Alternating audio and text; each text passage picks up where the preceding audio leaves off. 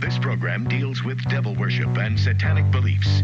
It contains explicit scenes and descriptions of violent crimes and rituals. Americans are asking, who attacked our country? You have declared a subliminal jihad against the United States. Can you tell us why? Everything pertaining to what's happening has never come to the surface. The world will never know the true facts of what occurred, my motives. And night fell on a different world. And Iblis is thinking, I should be getting this position, not Adam, and this guy is created from dirt. And how does the army feel about you being head of the Temple of Set? And the conspiracy theorists can say what they will, but I want you to give me power over Adam, and I want you to give me soldiers and minions and all of these things. The people have so much to gain and have such a material motive for putting in a position I'm in. We'll never let the true facts come aboard to the world. And I want you to be able to give me the ability to whisper into the hearts of mankind. And who was the grotto leader? Don't remember his name. You don't remember the name of a person who involved you in murder? Now these people are in very high positions, Jack. Yes. Ooh, welcome back to Subliminal Jihad, episode 280. I'm your co-host, Dimitri. I'm Khalid. And today, we have a pretty fun philosophical romp for everybody. We are going to dive into the mists of hidden history once again. And True, yeah, I guess we'll be diving into the mists in some ways.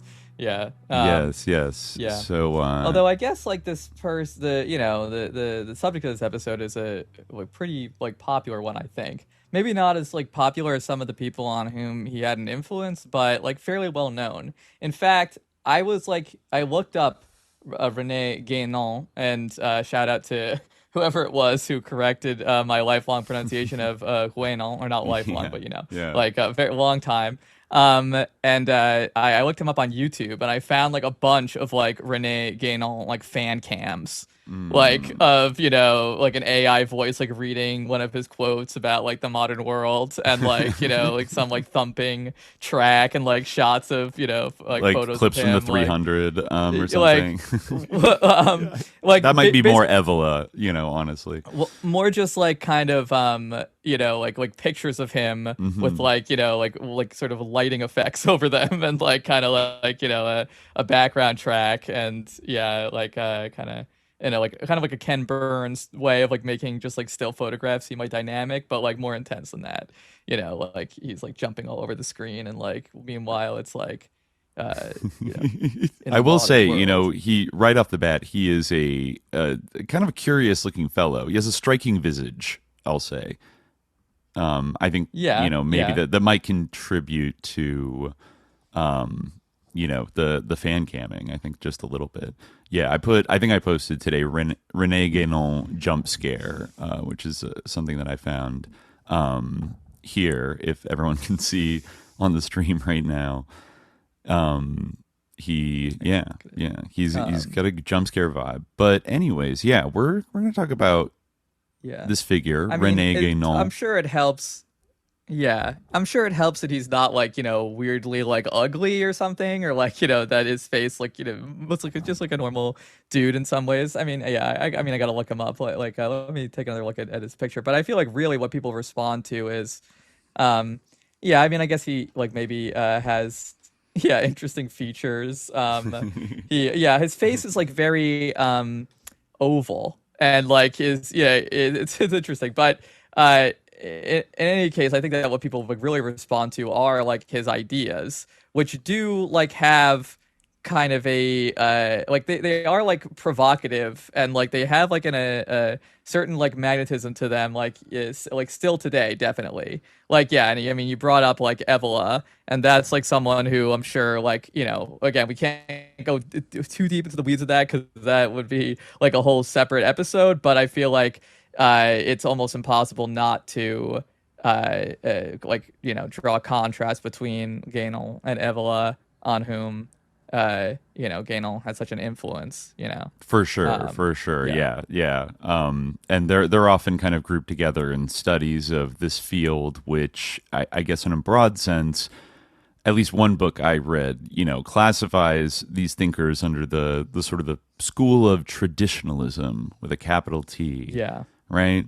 Mm-hmm. And, Guénon is like kind of seen as like the founder of like traditionalism, right. which like has like its exponents like still, today. Like there are, I mean, like I feel like less and less so. Like, are there kind of people in the direct like lineage of traditionalism? I mean, maybe we'll see like new proponents of like traditionalism rise, or maybe like they need to be thought of in a different sense. I mean, it is kind of interesting because there's kind of two.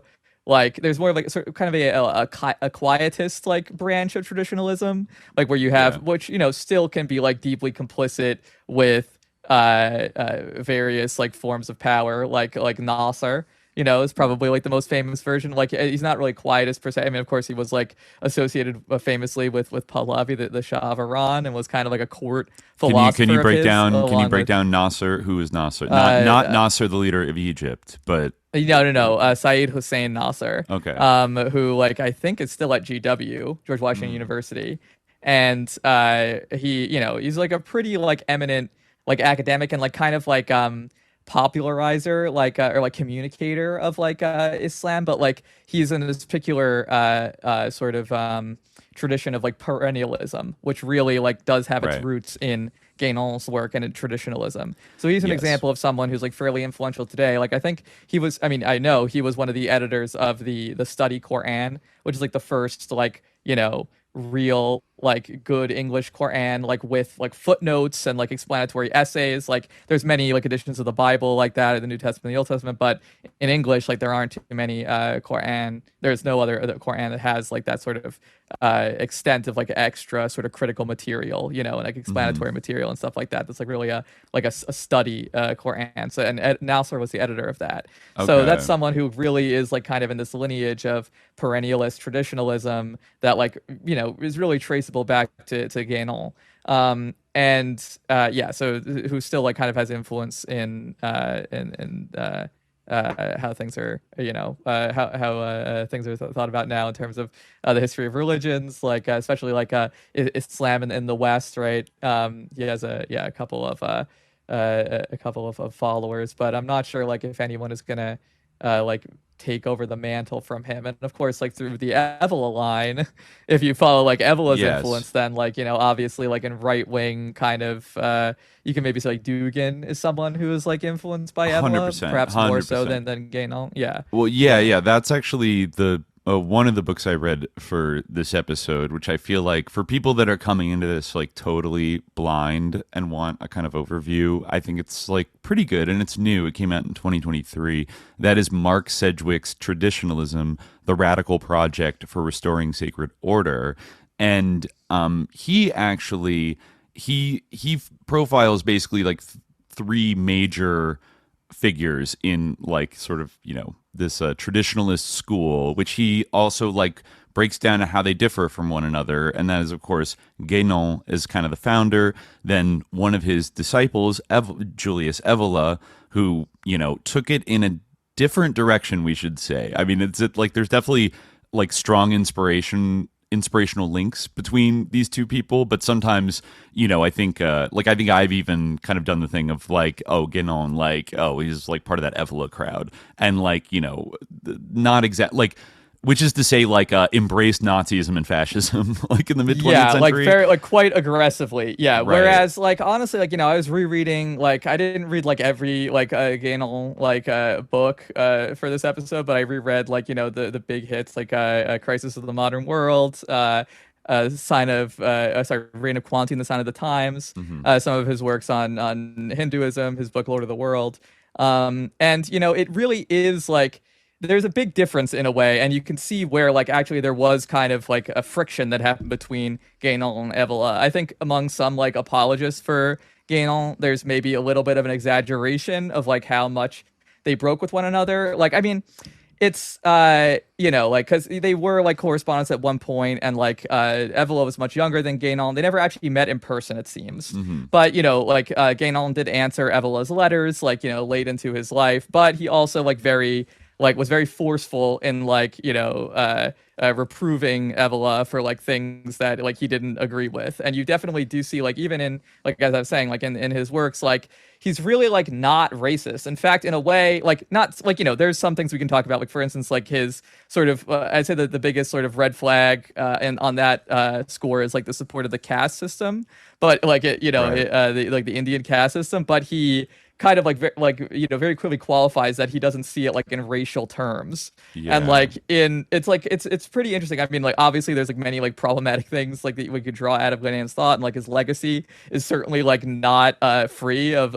blemishes at all, but it is like interesting how like he is a like like for his time pretty not racist, and like especially for the circles that he traveled in, like like mostly like religious conservative circles, you could say, or even like obviously he was a big critic of Theosophy and of like that whole school of Western esotericism. But even like compared to like Theosophists, like he is like pretty not racist. And definitely compared to Theosophists, they do not come out exactly clean. When to say nothing of like a comparison with like sort of more proper like academic Orientalists of the time, and or even occultists like Aleister Crowley. I feel like he said some things that maybe were a little problematic back in the day. He wasn't the most woke individual, despite the retconning people do today. Who Guénon criticized in a letter to Evola, actually. Oh, interesting. I think Guénon correctly assessed that Crowley was like a British intelligence agent, but I believe that he also like perhaps like thought that he might be like a double agent, and that he like had like been an advisor to like directly to Hitler. That's like what he suggested in his letters to Evola that he wrote like a couple, like not too many, but like a couple various points to Evola while living in Cairo. And one of them, like he talks about his suspicions that this I forget who exactly it was. I want to say it was like Lipschman or something. It was like a conservative Catholic writer. He like speculated that he had like become like a victim of dark sorcery, and talked about how like he ran afoul of these sorcerers to Evola, and he's like Evola asked him, which kind of proves that they hadn't met in person, or at least like strongly suggested, because they seem not to know each other's age. And Evola asked for a photo of him, and Guénon refused to give Evola a photograph because he was worried that it might fall into the wrong hands and be used, against him like a ritual through or sorcerous practices. Yeah. Oh my god. Yeah. Wow. So that I guess maybe like reflects the kind of relationship that Evola had, like cordial with Guénon throughout the years, like cordial enough that like Guénon would like write to him and like correct him on things, or like respond to his intellectual points, but also like wouldn't trust him with a photograph. Probably rightfully so. But I just wanted to mention about this book, this Mark Sedgwick book, which again I feel like is a good like entry point for people that kind of don't know much about like this whole sphere. They cover he covers Guénon, he covers Evola, and then also forgive me if I mispronounce the name of this individual, but like Schuon, who is a more recent who I also want to eventually do an episode about for sure, but and so he kind of like compares and contrasts like the interpretations of all three and their impact and everything, but he also uses like a collection of modern examples of people who, whether they identify expressly as traditionalist or not, are kind of like keeping the same ideas alive today and are have relatively large cultural impact. And like the two people I think that he cites most often in like each of these different chapters is Alexander Dugin and Jordan Peterson. Which, I think actually like he says up front that like Jordan Peterson has a specific vocabulary in the way that he talks about a lot of his ideas. He has like a psychology background, and, a lot of it is like very pop psychology and mixed with kind of self-help stuff. But like the kind of, a lot of the central kind of concepts, if you drill down into them, are, very similar to like things that either Guénon or Evola later talked about. Now, Dugin is very interesting because I mean, by the time he wrote this book, like the war in Ukraine had started. He mentions that, you know, a lot of people started looking at Dugin after 2022 as, you know, because there's this whole spate of articles about Putin's Rasputin, and, you know, he was like a chaos magician. And I mean, I think one day in this kind of like like a semi-sus philosopher series, like doing a dive on Dugin is interesting because he is like a wily cat, and like he, you know, it's like hard to pin him down a little bit. I'm a little sussed out by the whole Dugin vibe, but like, you know, I mean, he's like much, like I wouldn't compare Dugin to Guénon at all. Like Guénon, like I mean, I would say like intellectually, like there's a connection there, like there's a dissent definitely, but like I would say that Dugin, even though like Guénon, as I think we'll talk about, like not everything that like he says is like true, and some of the things he says like are like the thing that stands out to me, which is like in his book, you know, Theosophy, History of a Pseudo-Tradition, or like, you know, his book Against Theosophy, like he says that like reincarnation has like no genuine antiquity, and like, you know, this is not actually something that Hindus believe in, had been basically invented by Theosophists. And I'm like, how could someone who was a student like of Hinduism, like, because really like a lot of his books like that really are about like, you know, describing like, you know, sort of you know, spiritual doctrines or whatever you want to call it, like are about Hinduism. And like how could, like, it's like, how could he think that? But I mean, I guess he was so focused on Vedanta, and maybe he just didn't like consider anything other than Vedanta, you know, to be like genuine Hinduism. So maybe like I could see maybe how like if you were like had a very narrow, maybe he was talking about it in a narrow sense, but you know, it's odd, and there are other odd things, you know, that he says. But I feel like Dugin is like really like, I mean, Dugin, I think in some ways has fallen victim to the exact like problems of the modern world that Guénon criticized, where I feel like he just has like internet brain poisoning.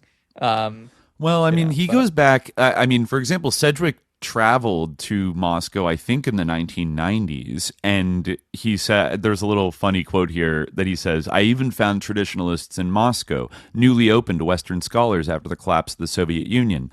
When I first met Alexander Dugin, then still relatively unknown, he told me that he thought that Guénon was the undiscovered Marx." So, I mean, like, he was a fan of, I mean, I would say that maybe Evola is like a bigger direct influence on Dugin, which is like a certain interpretation, a more directly politicized interpretation of a lot of Guénon's like ideas that, you know, that you could see express itself. Like, for example, there was one Hungarian traditionalist, Gabor Vona, founded a right-wing political party called, Hungarian's hard to pronounce, but I think it's Jobbik, which I think also was headed by like Gergely Pongratz, quite a name, who was like one of the heroic veterans of the 1956 like uprising against the Soviets. And this is like, I remember reading about them years ago as like a very xenophobic and like right-wing, you know, kind of like probably more right-wing than what Viktor Orban's party, right? You know, and but I guess they did surprisingly well in the 2010 Hungarian elections and won 47 seats in parliament. And one of their leaders was like very into these ideas, and so you see it kind of like popping up again, and then also like in the 70s, in the years of lead, in Italy, you see specifically Evola's traditionalist ideas being kind of like weaponized by like Ordine Nuovo, like the New Order group that did various like right-wing terrorist attacks, and was like, you know, a neo-fascist like Gladio cell like that was very involved in mysticism. Now it's worth, you know, saying that Guénon was not a political actor in that way, and that's one big difference between him and Evola. He wrote a little bit about politics, like he touches on it, and like that's like like there are actually like Dugin's comment, like almost in some ways is not totally wrong, and like I think that like there are certain parallels between Guénon and Marx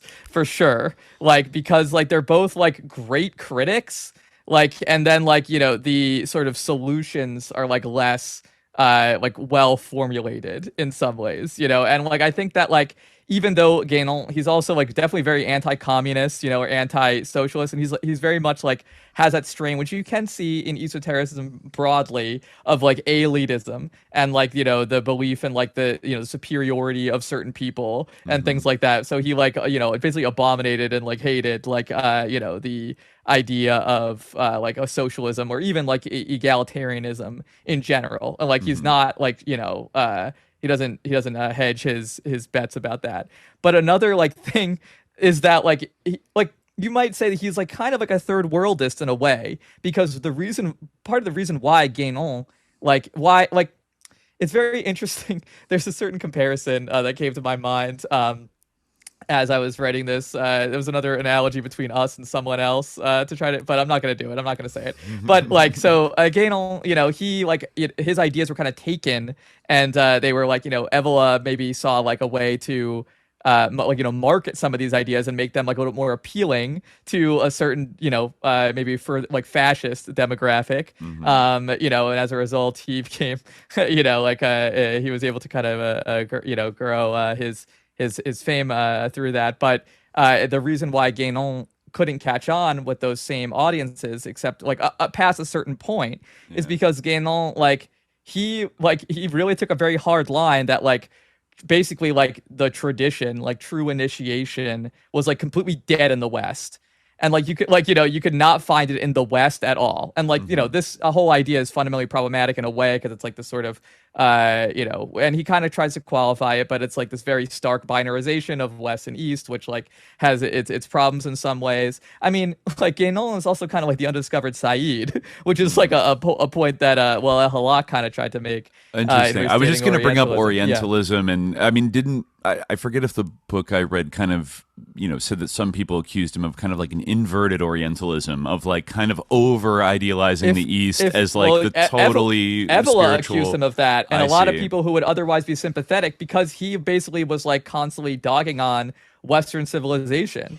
And in fact, in like Crisis of the Modern World, he says things like Western civilization should disappear because there's nothing good in it. He was like, that's, he says like, well, maybe there's like some genuine tradition that could be found, but I don't think so. And if not, then Western civilization it needs to disappear.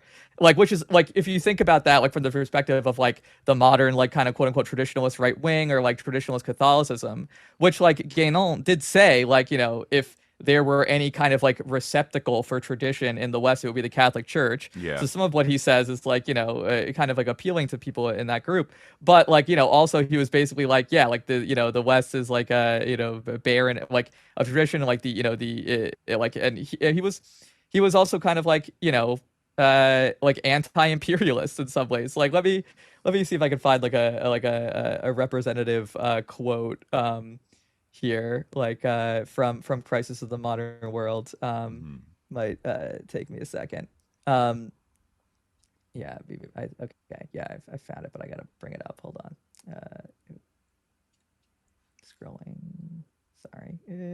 I know we're live, but it has to happen. This is the SJ experience. Okay, so he writes, and he's talking about his classic sort of issue, which is the sort of modern world and its advantages and its disadvantages. Sorry. Oh, I'm gonna have to. Oh wait, no, I'm not gonna have to. Sorry, I'm just making sure that I have power. Sorry, live radio. Okay.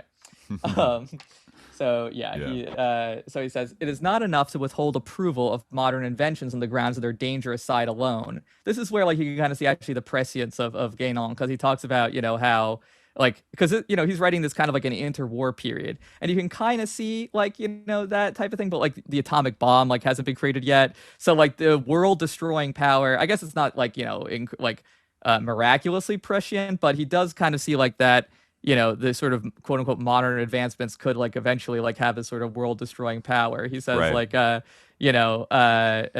danger inherent in these inventions, even in those that are not expressly created for a purpose destructive to mankind, but which nonetheless cause just as many catastrophes, without mentioning the unsuspected disturbances that they create in the physical environment. This danger, we say, will undoubtedly continue to grow, and that to an extent difficult to foretell, so that, as we have already shown, It is by no means improbable that it will be through these inventions that the modern world will bring about its own destruction, unless it can check its course in this direction while there is still time.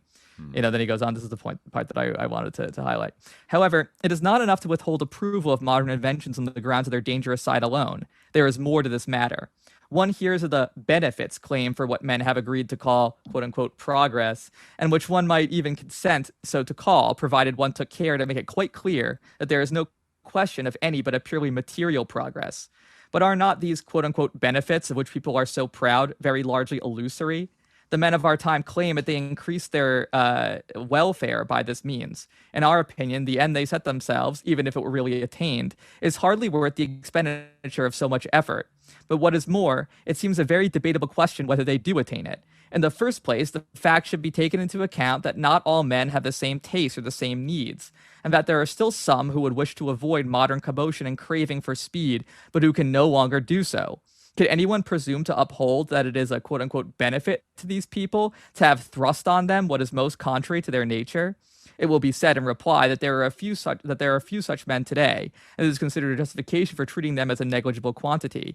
In this, as in the field of politics, the majority aggregates to itself the right to crush minorities, which, in its eyes, have evidently no right to exist, since their very existence defies the equalitarian mania for uniformity. But if the whole of mankind be taken into consideration instead of merely the Western world, the question bears a different aspect. The majority we have just spoken of now becomes a minority. A different argument is therefore used in this case, and by a strange contradiction, it is in the name of their, quote, superiority that these, quote, equalitarians seek to impose their civilization on the rest of the world, and that they bring trouble to people who have never asked them for anything. And since this, quote, unquote, superiority exists only from the material point of view, it is quite natural that the most brutal means are used to assert it. Moreover, let there be no confusion on this point. If the general public accept the pretext of civilization, quote unquote, in all good faith, there are those for whom it is no more than mere moralist hypocrisy, serving as a mask for designs of conquest or for economic ambitions. It is really an extraordinary epoch in which so many men can be made to believe that a people is being given happiness by being reduced to subjection, by being robbed of all that is most precious to it, that is to say, of its own civilization, by being forced to adopt manners and institutions that were made for a different race, and by being constrained to the most distasteful kinds of work in order to make it acquire things for which it has not the slightest use. For that is what is taking place. The modern West cannot tolerate that men should prefer to work less and be content to live on little, as it is only quantity that counts, and as everything that escapes the senses is held to be non-existent. It is taken for granted that anyone who is not in a state of agitation and who does not produce much in a material way must be a quote-unquote idler. Yeah.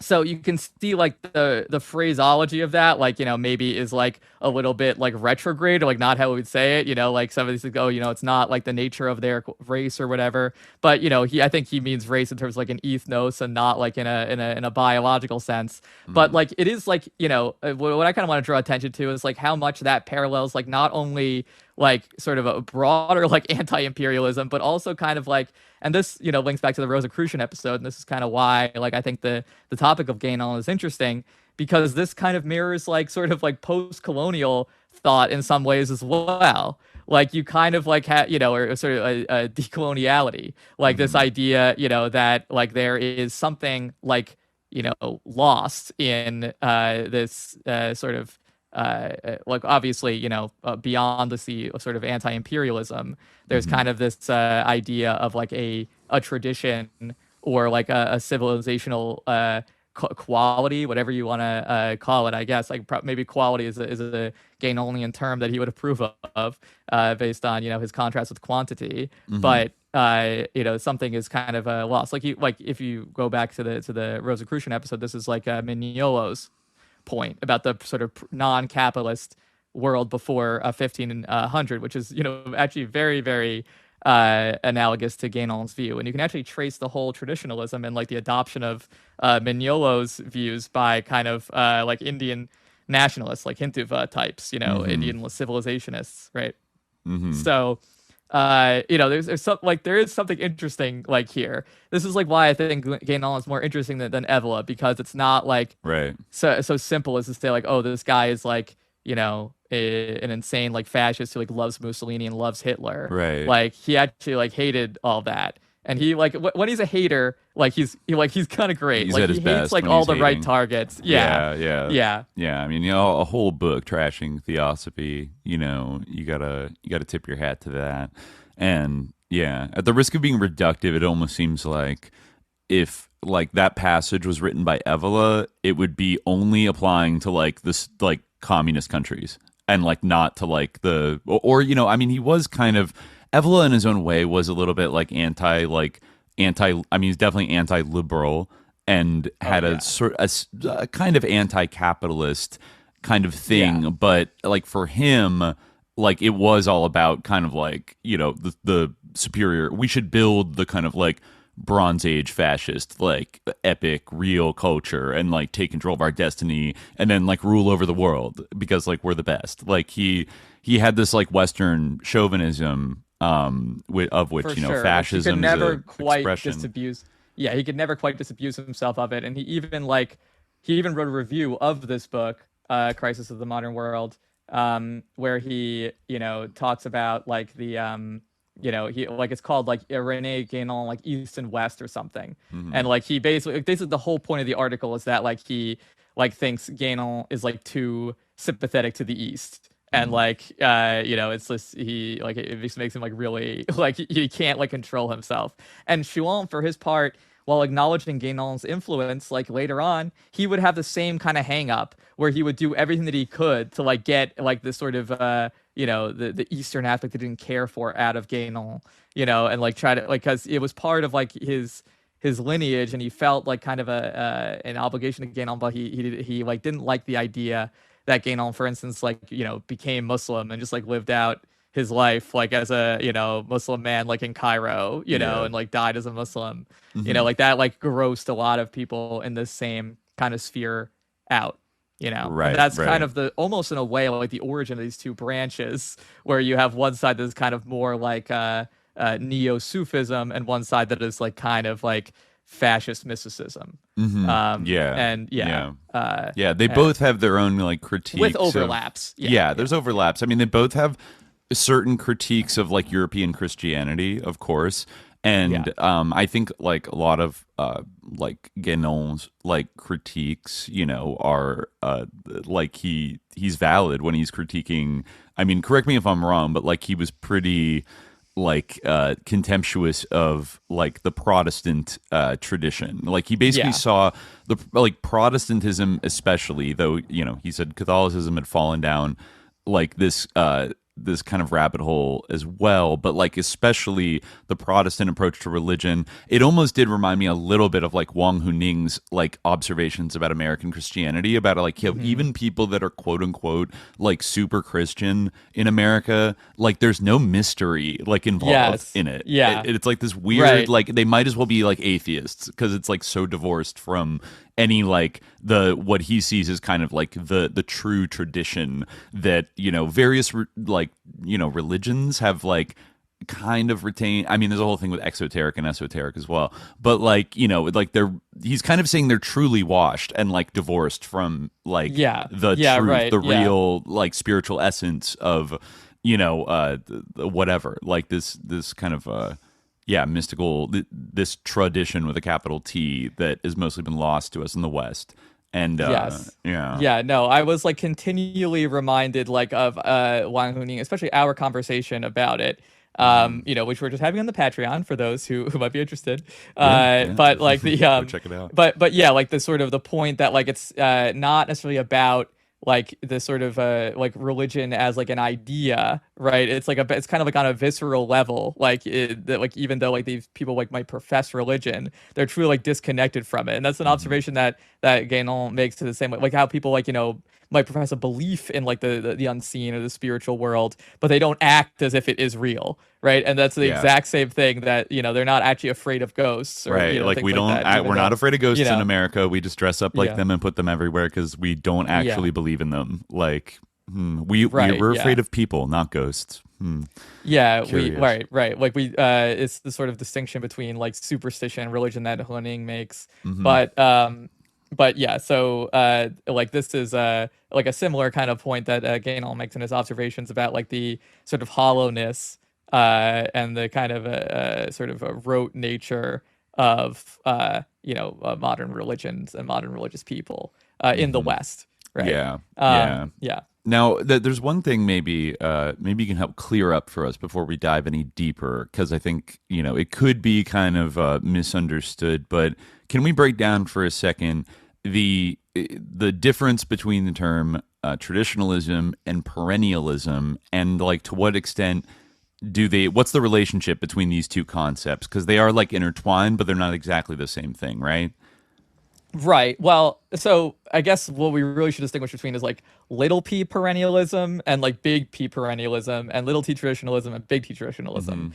Like the latter, like big T traditionalism, like that's, obviously when people say little T traditionalism, you just mean like any kind of like, cleaving to like a practice that's existed for a long Being time. trad, yeah. Big T is like the Guénon specific kind of like intellectual lineage, which you can maybe trace back to some people before, like Papus, who was like, I think he was, Papus, like who I think initiated Guénon into the Martinist order.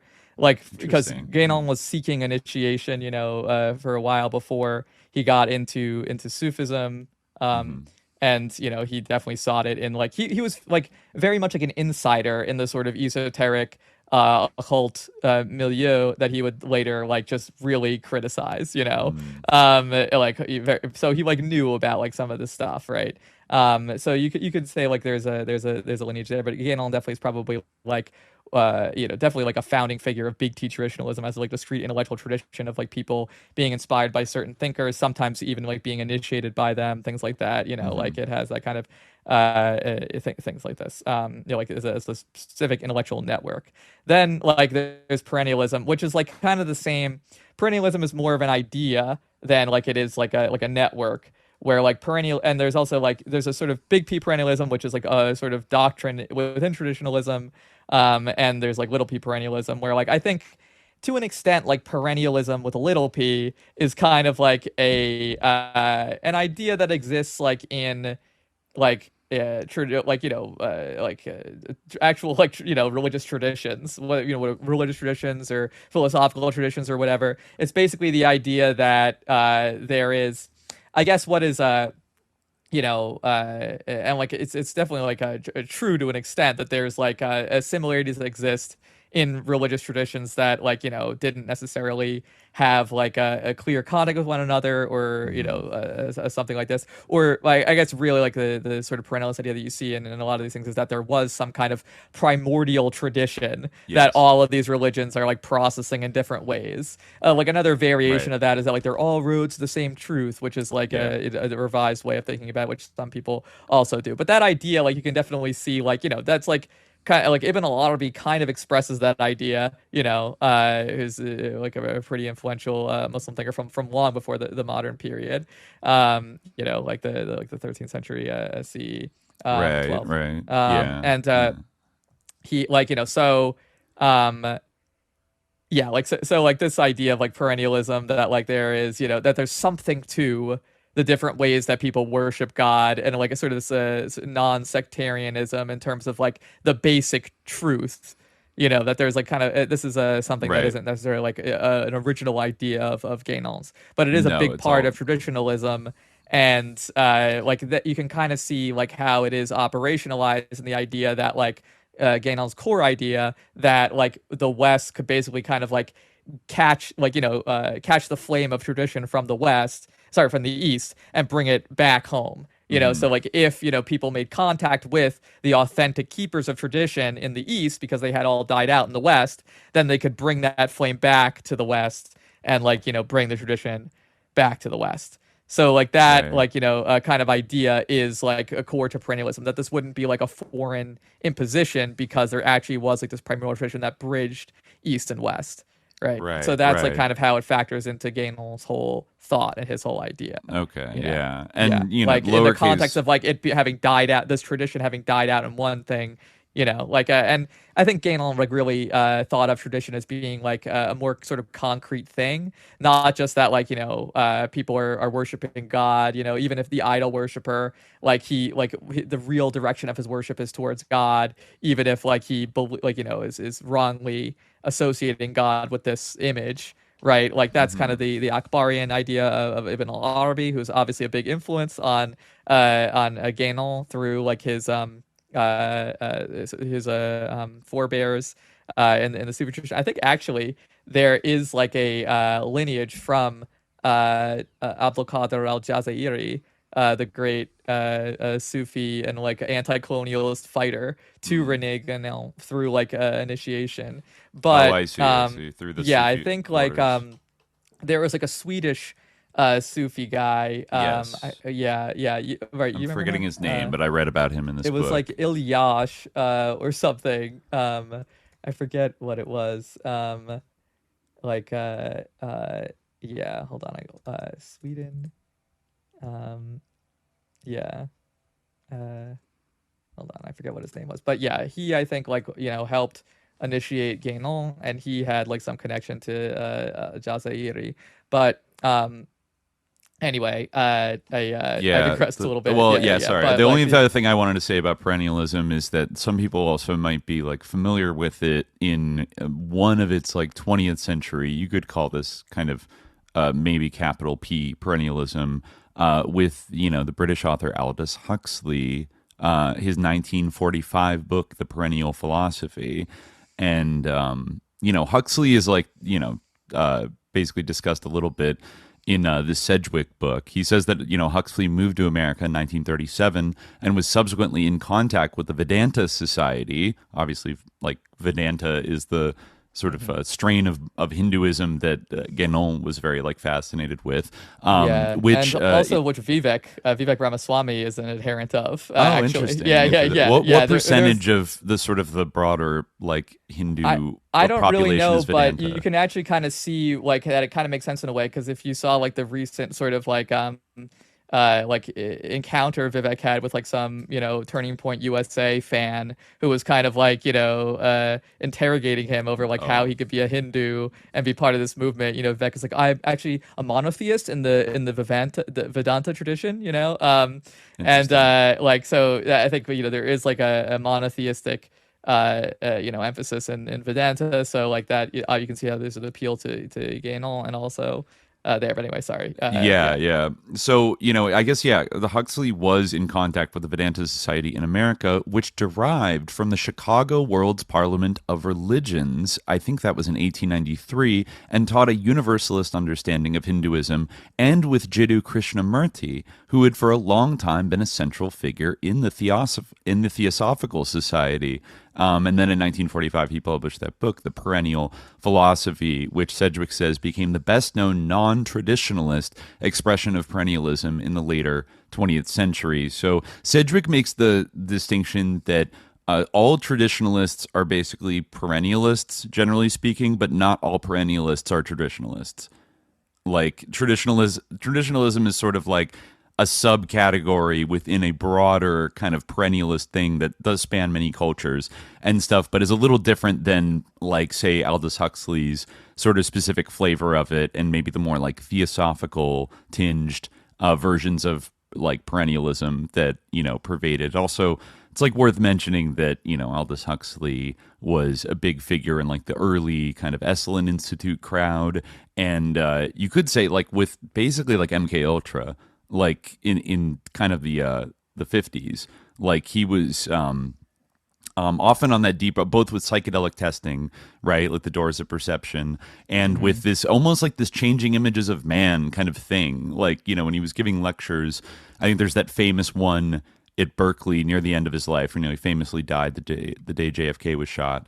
Where he talks about like the peaceful like concentration camp of the future, and like everyone's gonna basically be in like a Brave New World dystopia and love it and shit like that. Like he's and his brother Julian was founder of UNESCO and like a major British eugenicist, and so you could see kind of that dark side of it. Like perennialism is something I kind of cock my head at when I see it. It's not always a kind of like a sicko like eugenicist, like MK, like kind of like project, it's like but there's between like it's the difference between like that's the thing, like the sort of that's the network of like perennialism, like Schuon and all of that, like they're like that, like and Nasser as well, like the like perennialism, like big P, I think is like pretty like I see why like people kind of like recoil from it, definitely, as I like do as well, like because it's like very like tendentious, and like I do think there's like definitely like something to like the little p, like, you know, like there's something to all religions, you know, like that, like people have like a, you know, I believe that people have like a fitra, like an instinct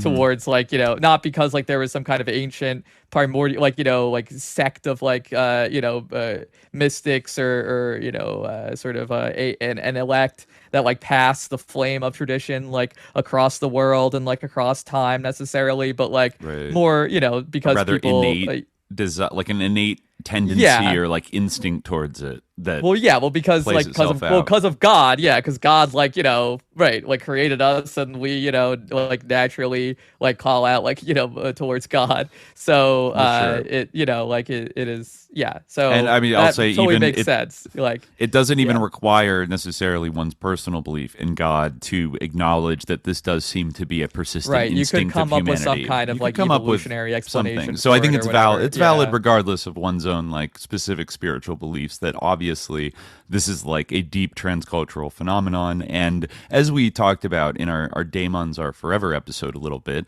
there is some intriguing evidence of like the persistence of certain specific spiritual beliefs like across vast cultures. And, you know, I mean, a lot of the point of that book was like trying to trace it's a good back, comparison in a way, actually, because he kind of does believe in a primordial tradition, like, which is like an interesting like question, you know, like, I mean, like on some level, like, you know, like there probably are like some things that like you can trace like back, but again, like it's like this it's a very like different kind of like picture sometimes you get in like a lot of these like esotericist works, especially from this period, that like, you know, are in like, you know, Guénon would like obviously repudiate the idea that it was influenced by Theosophy, but certainly in conversation with it, like it's definitely like a picture, and like, you know, the idea, like this sort of fixation with a initiation and like trying to find like this the secret elite. And in fact that's like when Guénon offers a positive solution, that's like what he kind of offers, is that we need to form like an occult elite, basically an occult vanguard,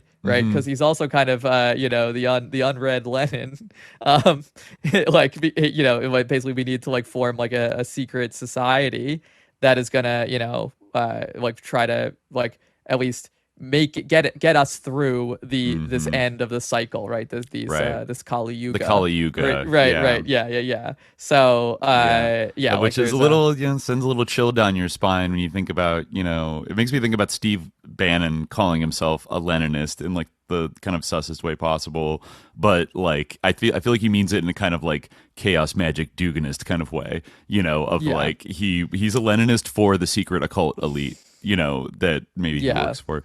I mean, and like, that's not to say that like all like secret societies like are necessarily like, you know, like bad. Like obviously there have been like secret societies like that, you know, organized for like various like good, like, you know, they're in situations where like you know, if they were open, like they would be like murdered by like you know, like an occupation authority or something like that, you know, like various, or you know, like or even like or like you know. I'm not saying that like all like esoteric organizations like are bad, like brotherhoods and things like that, but like, or you know, siblings or anything, but like you know, it has this kind of sense of like, you know, this kind of like passive, like again, like this sort of a direct link, which I almost feel like is, I mean, that's like one of my big critiques of Guénon. I almost feel like because he has this image of like the tradition that's been like passed like authentically through like, you know, from like some kind of primordial point in like ancient history, like, you know, Hyperborea or whatever,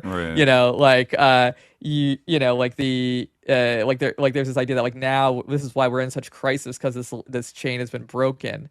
But you know, maybe like on some level, it obviously, like, I think that he has kind of like, that's, you know, he has kind of a point. Like I do feel like there is certainly like something that happens like with like, you know, I was thinking about this before, like, well, I'll elaborate later, but like something definitely does happen with like at the point that he identifies like the sort of rise of like the like humanism and the Renaissance and all that stuff, just like we kind of talked about in the Rosicrucian episode.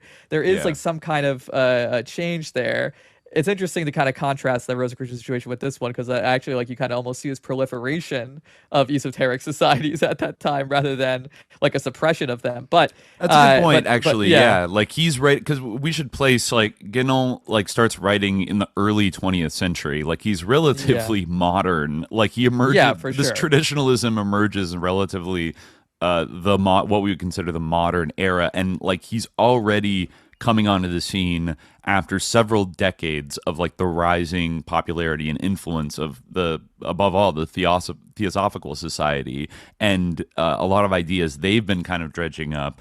And, so he's already critiquing like this explosion of spiritualism, which we've covered several times in the late 19th century. And he's kind of trying to like purge it of its like foolish, mistaken, and or like what he sees is like it's like false elements, and like get to like a more grain of truth to and which it. he's basically right about. Like again, he's an amazing critic, and like when he critiques things, he's often like right. He's often on hawk when it comes to like his critique of Theosophy. Like, it's it holds up a lot of the time. Like it. Yeah, like I mean, he is correct. Like it is like a travesty of any actual like historical practice that it like pretends to be. Any actual traditional practice, like that's true. And like not to say that like there needs to be like this sort of sacralization of something like just by virtue of its being traditional or whatever. Like people might object to that, but like in terms of the critique, like it definitely is right. But yeah, no, it is like part of that milieu. But sorry, even though I guess I wouldn't say I'm 100% sold on Guénon's like kind of hypothesizing about like the perennial tradition, that like has been passed down. Like I feel like it's just too tall of an order. Like you're on a hunt for El Dorado. Like you're never gonna find. Yeah. Well, I do think there's a break. Like, I think that, like, he maybe is vast. Like, I think he definitely is vastly overestimating the degree to which there is, like, continuity in, like, for instance, like, Sufi tariqas. It's like, he, like, witnessed in his time, like, Sufi tariqas, like, pass out of existence. Like, we don't really, like, it's, like, I think that they're, definitely, like he's underestimating the amount of like crisis. You talk about the crisis of the modern world. He's underestimating the amount of crises that have come previously too, and like that this sort of lack of continuity. Like there's always some continuity. Yeah. And like you even say there's some continuity in Theosophy with the past. Like there's terms and things like that, but like and I wouldn't say that it's not. There isn't a massive transformation that happens in industrialization and things like that, but like there's still definitely like anything where people talk about an unbroken chain, this kind of fetish for I shouldn't use the word fetish, but like this kind of fixation or obsession for purity, or like unity and like wholeness. I just feel like in terms of like the historical kind of rootedness or like of a people, of a way of life or something like that. That is like, even though like it is like definitely worth noting like how it's surprising how like not racist Guénon is, especially considering some of his people who would come after him, some of the people who would follow him and like draw directly on his thought. Like you actually can like see like how like why some of those people were so racist, because like you kind of do have the lineaments of like this kind of like blood purity type of thing, where you have this kind of fixation with like tracking down the source of everything, and everything being right. So you can kind of see how even though like despite his efforts to like discourage that type of thinking, his ideas kind of could be adapted to it.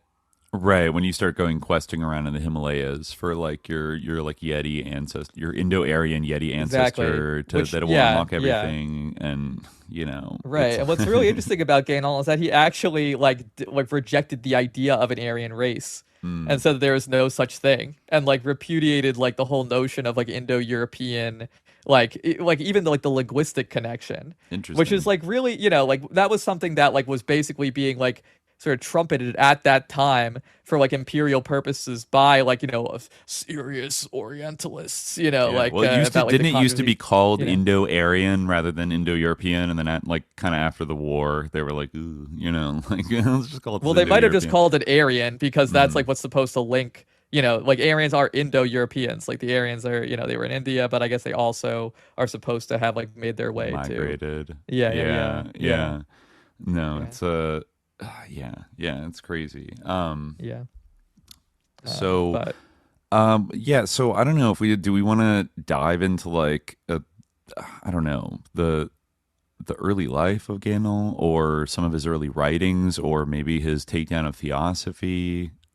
yeah, we can like maybe it's good to give like an overview of like his like background a little bit and like his life. Like Yeah, that yeah, could for be good. sure. Yeah. Yeah. He's from Yeah, France yeah. originally, right? Yeah, yeah. And like it might be good to talk about like how he, his like his kind of like initiation into this Martinist group and things like that. Just Yeah. like I think a chronological overview might be good. Yeah, I Since would. you Yeah, I mentioned would it, love yeah. to break down because they've come up before. Like, who the fuck were the Martinists? Like, because they do seem to be they had their influence. Like, maybe in like the 19th or early 20th century, especially in francophone countries. But what was their deal? Yeah, well, there was this guy like Gerard Encausse, who's like, he had like this sort of name Papus, he was or Tao Vincent, yeah, who I guess also was like a big like he's really like your picture of your like yeah, as you said, like late 19th, early 20th century occultist. He was a Kabbalist. He studied the tarot. Eliphas Levi, he was a big student of.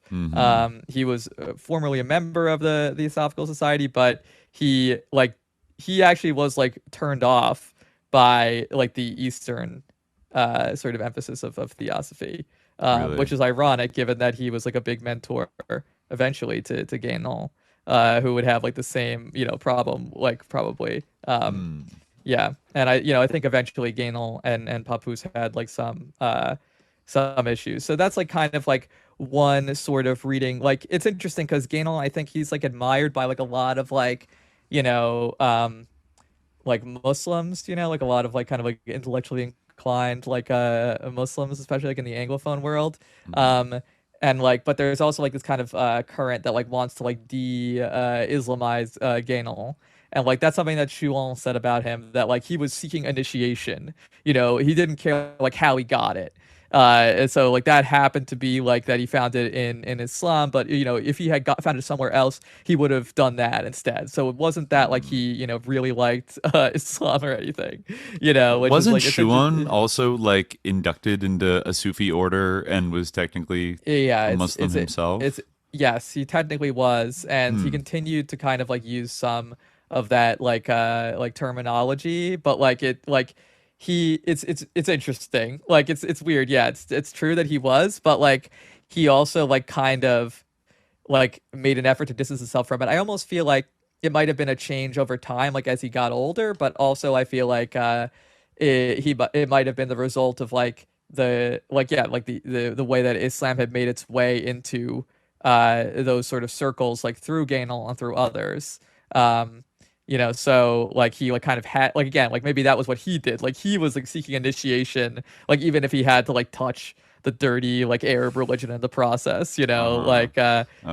yeah, at least later on he definitely put like a distance between himself and that. Yeah, Interesting. But so but going back to Guénon, because he is raised, in France, and he's a Catholic by birth, and then he gets wrapped up in this Martinist order, and I'm seeing here that I guess there were kind of like three branches of Martinism after it was founded. I think around 1740 at first. Like there was the theurgic tradition of Martinet de Pasquale, like Martineism. Then there was the Masonic Templarism of Jean-Baptiste Willermoisism, and then there was the Christian Theosophy of Louis-Claude de Saint-Martin. And it does say that this heritage was reorganized in the Ordre Martiniste in 1886 by Augustin Chaboseau and Gerard Encausse Papus. And so I guess so. It was Papus did he induct Guénon into the Martinist order? Yeah, to the Martinist order. Yeah. Okay.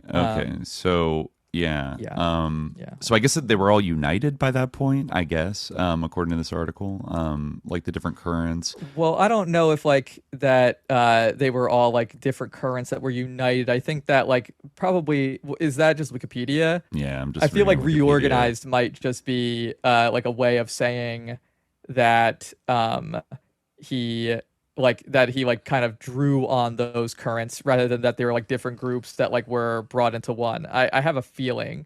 Let me read this from this kind of like very I guess there was a break between the original kind of like paramasonic kind of like manifestation under San Martin, starting in the 1740s, and then some of his disciples, like in the 1880s, one of them, Henri Delage, or Delage, met Papoose in 1880, and then like acquainted him with the doctrines of Saint Martin. And then in 1884, Papoose kind of established like a mystical order, the Ordre Martiniste of the the Martinist order, which I guess that's what would have inducted Guénon around that time.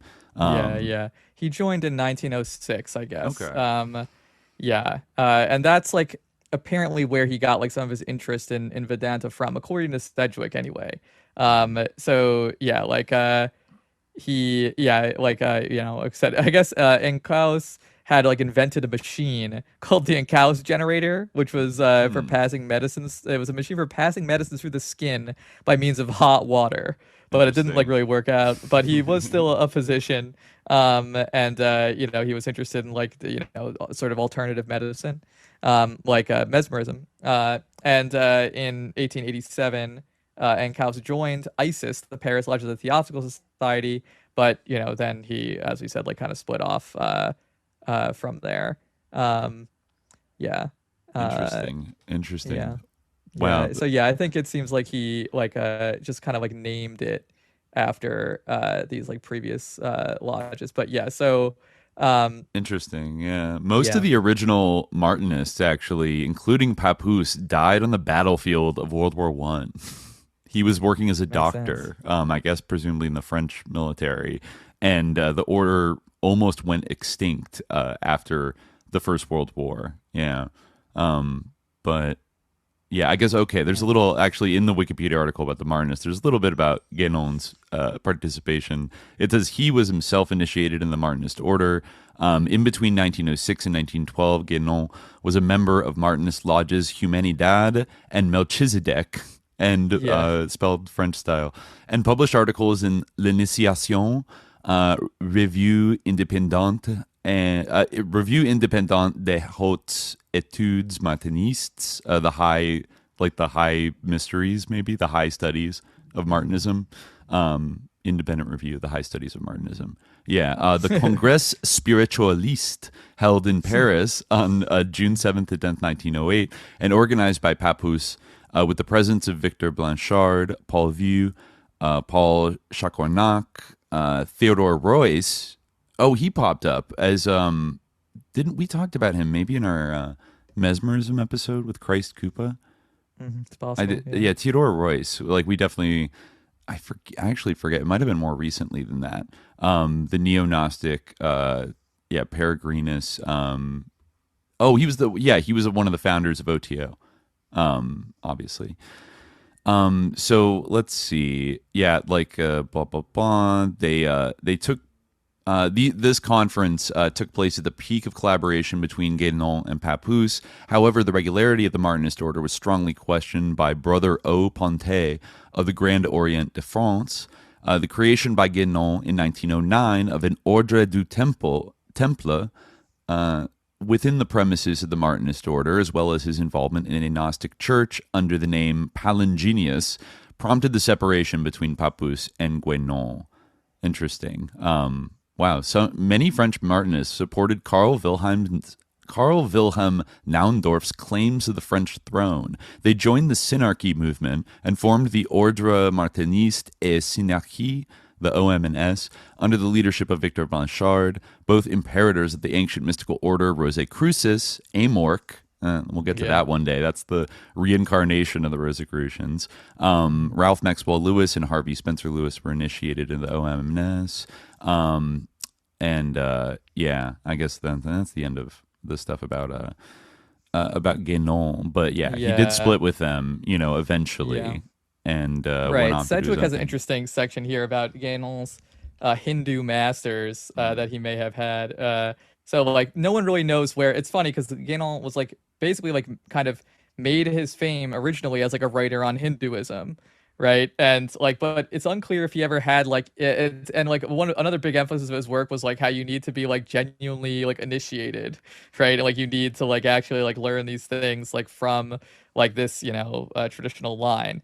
Mm-hmm. But it's not really known like who, if anyone, he learned about Hinduism from. And like Sedgwick speculates that he probably like and he never claimed otherwise than that he just learned about it from the texts that were available, at the time in in Paris. Where he translated texts. Yeah. Okay. Right. Yeah. I'm not sure if he could read Sanskrit or whatever. Like I really don't know actually if he was able to read Sanskrit. Like again, like I mean, there's some weird stuff like in his text, which is the thing I mentioned about how like reincarnation isn't like a doctrine that like anyone has ever professed like in antiquity.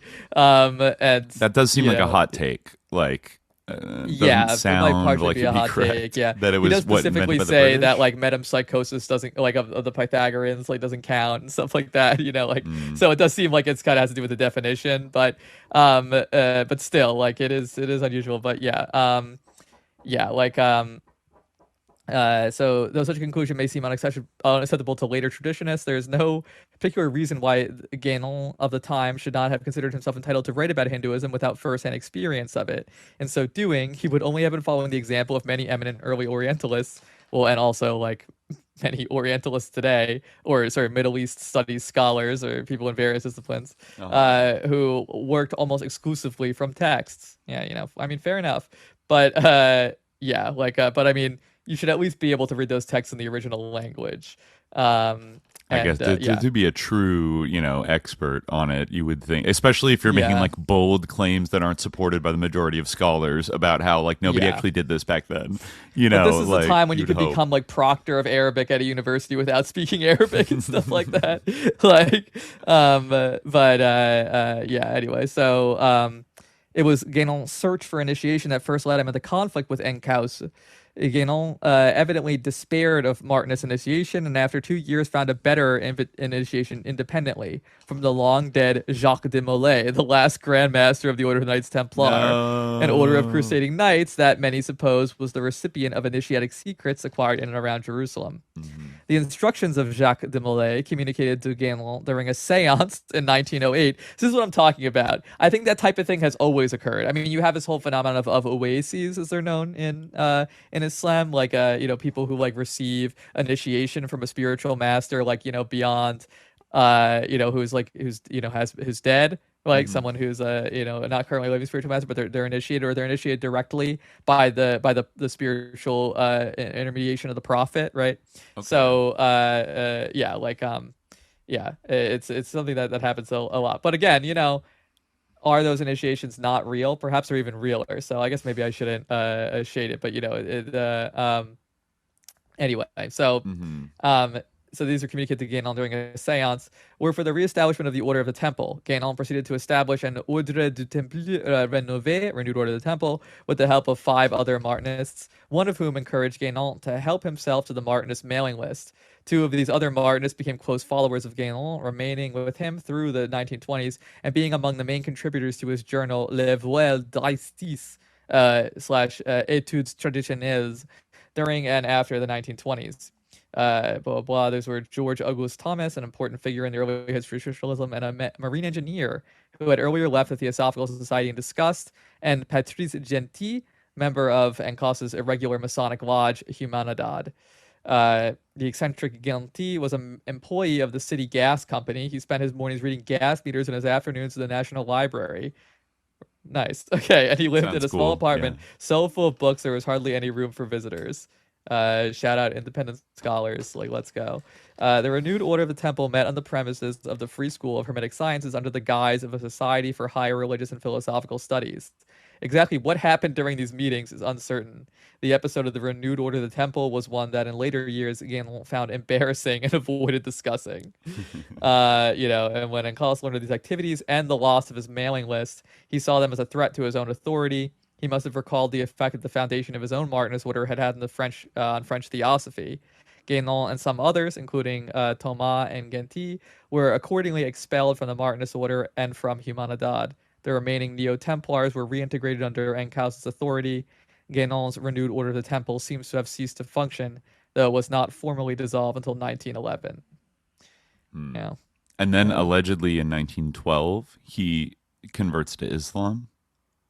Yes, and I think I found the name of the guy in question that I wanted to bring up, that Swedish guy, but I've lost it amidst my tabs here. Oh yeah, Ivan Egueli, born John Gustav Egueli, and also named Sheikh Abdul Hadi Al-Akali.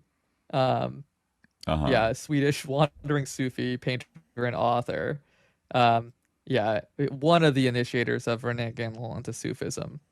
And yeah, a big follower of Ibn al-Arabi.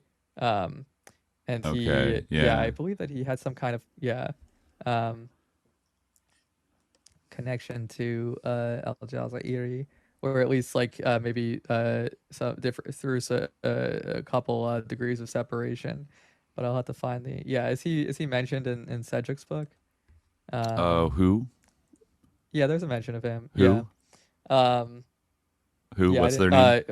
Ivan Egueli. Is he? Yeah. It seems like he is. Yeah. Okay. Separated from his first master, Guénon was not yet fully prepared to steer an independent course. In 1909, he joined the Universal Gnostic Church, an organization closely related to the occultist milieu. It was here that Guénon met a central figure in the early development of traditionalism, Count Albert Eugene Puyot de Pouvarville. Oh, de Pouvarville? Yeah, Georges Albert Puyot de Pouvarville. Montguioy? Yeah. Exactly. Okay, yes. He was like, he figured in some of Evola and Guénon's fights that they would have. But Guénon derived from Pouvarville the second basic element in traditionalist philosophy, inversion, which at first expressed itself as hostility to contemporary Catholicism.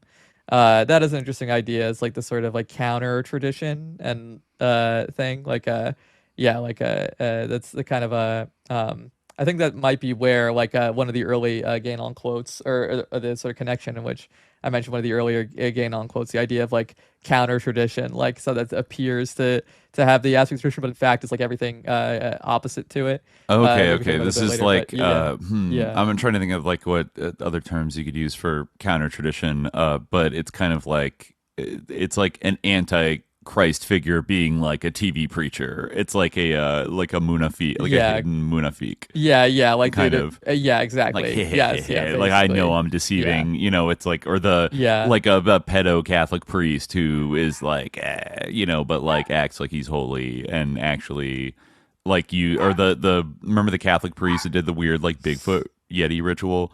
And they filmed it like as a prank. Yeah, I mean, there's like an amazing in the Reign of Quantity and Sign of the Times. I mean, I read it in one of our earliest episodes. I forget like what actually even there. It was was it in our QAnon episode? It had to do, or maybe it was even before that. The earliest. It was it was in relation to like Trump. I think that I was reading it. It's some connection, but we do talk about it in that episode. I think it's still pretty apt. But so he joined this Gnostic group that is Guénon. And then, the group around de Pouvarville and La Noce included one further important follower of de Pouvarville's version of perennialism, the Swedish painter Ivan Egueli. Egueli joined de Pouvarville and Guénon in 1910 after meeting Georges Auguste Thomas in an esoteric bookstore he helped run, La Librairie de Marvelous. The Library of the Marvelous, I guess? The Marvelous Marvelous? Library. Is that how you say that in French? Yeah. Yeah. Yeah, maybe it's something else. It's Marvel with an E though, so maybe not. Anyway, Thomas was one of the Martinists who had followed Guénon. We talked about him a second ago. Aguilé joined the Universal Gnostic Church and began to write in their magazine La Noce. La Noce described itself as the official journal of the Universal Gnostic Church and was established and jointly edited by Guénon and Thomas. It was in La Noce that Guénon's La Religion et les Religions, discussed earlier, was published. La Noce was really Guénon's own journal, and for some time he uses the platform to conduct a personal vendetta against Encausse, his former, master of the Martinist order. Rather, as the younger Encausse had used Les Voix d'Isis for his polemic against Blavatsky. It then became the platform for a series of articles that contained the essentials of what would become traditionalism. The articles that would later become Guénon's first book, Introduction Générale, were first published in La Noce. Most were on Hinduism, written by Guénon, but Aguilé also wrote a series of articles on Sufism and Islam.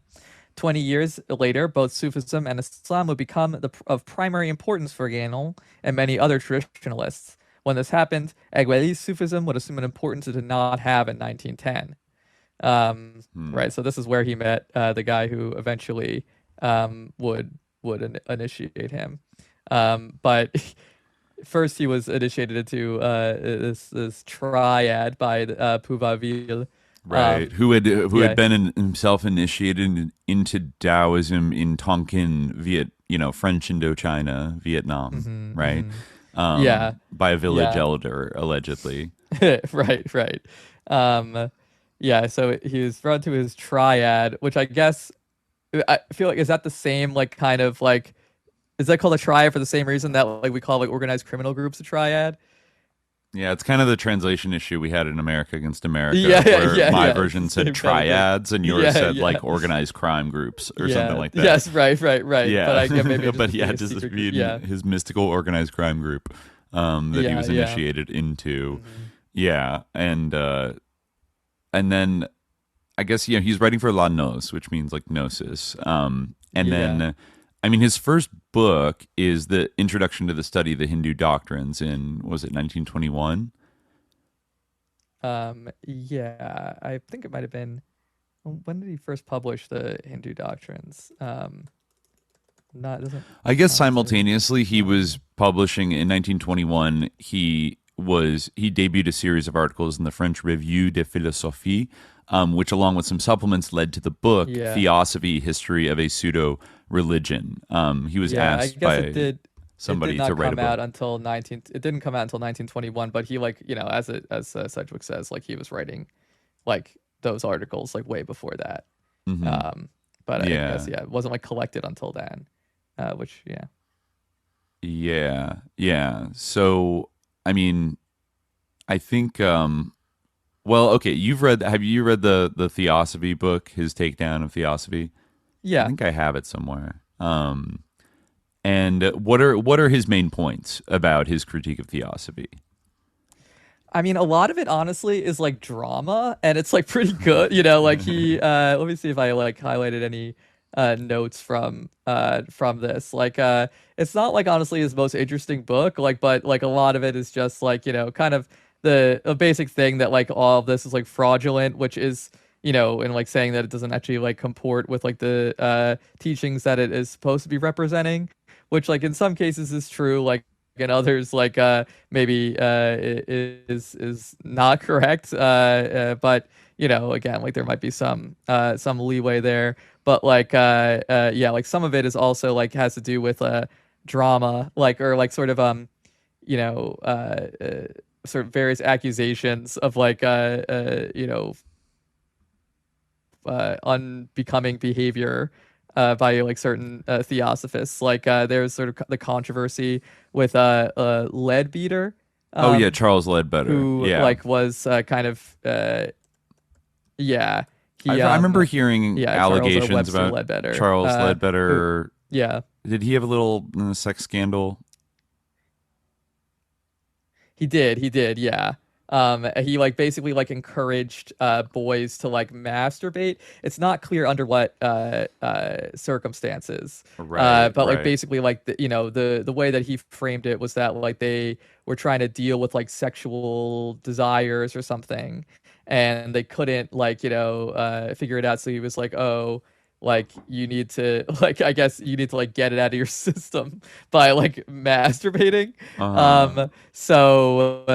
Yeah, I mean it's kind of sus. Like you probably shouldn't be talking about like with adolescent boys about like this, and like it's very like not, so Guénon brings that up and that type of thing, and he brings up Krishnamurti and like his like kind of like his relationship with Anne Besant, who we were talking about not too long ago. Annie Besant, that's right. Yeah. Quarterly or whatever. The Lucis Trust. Fame. Yeah. I thought I had a tab open with this book in it, but I guess I don't. Hold on. I'll try to find a good part. Yeah. Yeah, I'm sure. Yeah, I've definitely heard stuff like that about Ledbetter before, that there was like sus stuff with kids kind of involved with him.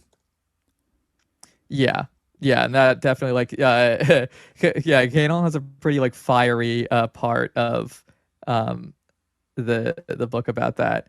I mean, which it's crazy like how much Guénon has come up like in the past. Like he was like a big part of Houellebecq's Soumission too. I'm seeing.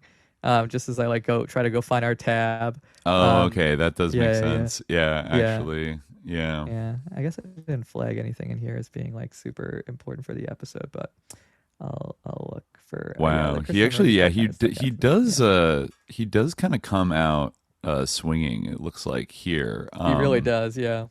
Let's see. Yeah, this is What was the HB of L? What was that? It was like the Hermetic Brotherhood of Luxor. Oh, okay, yeah. I guess they were he says that Olcott and Madame Blavatsky were expelled shortly after joining the Hermetic Brotherhood of Luxor, shortly before their departure from America.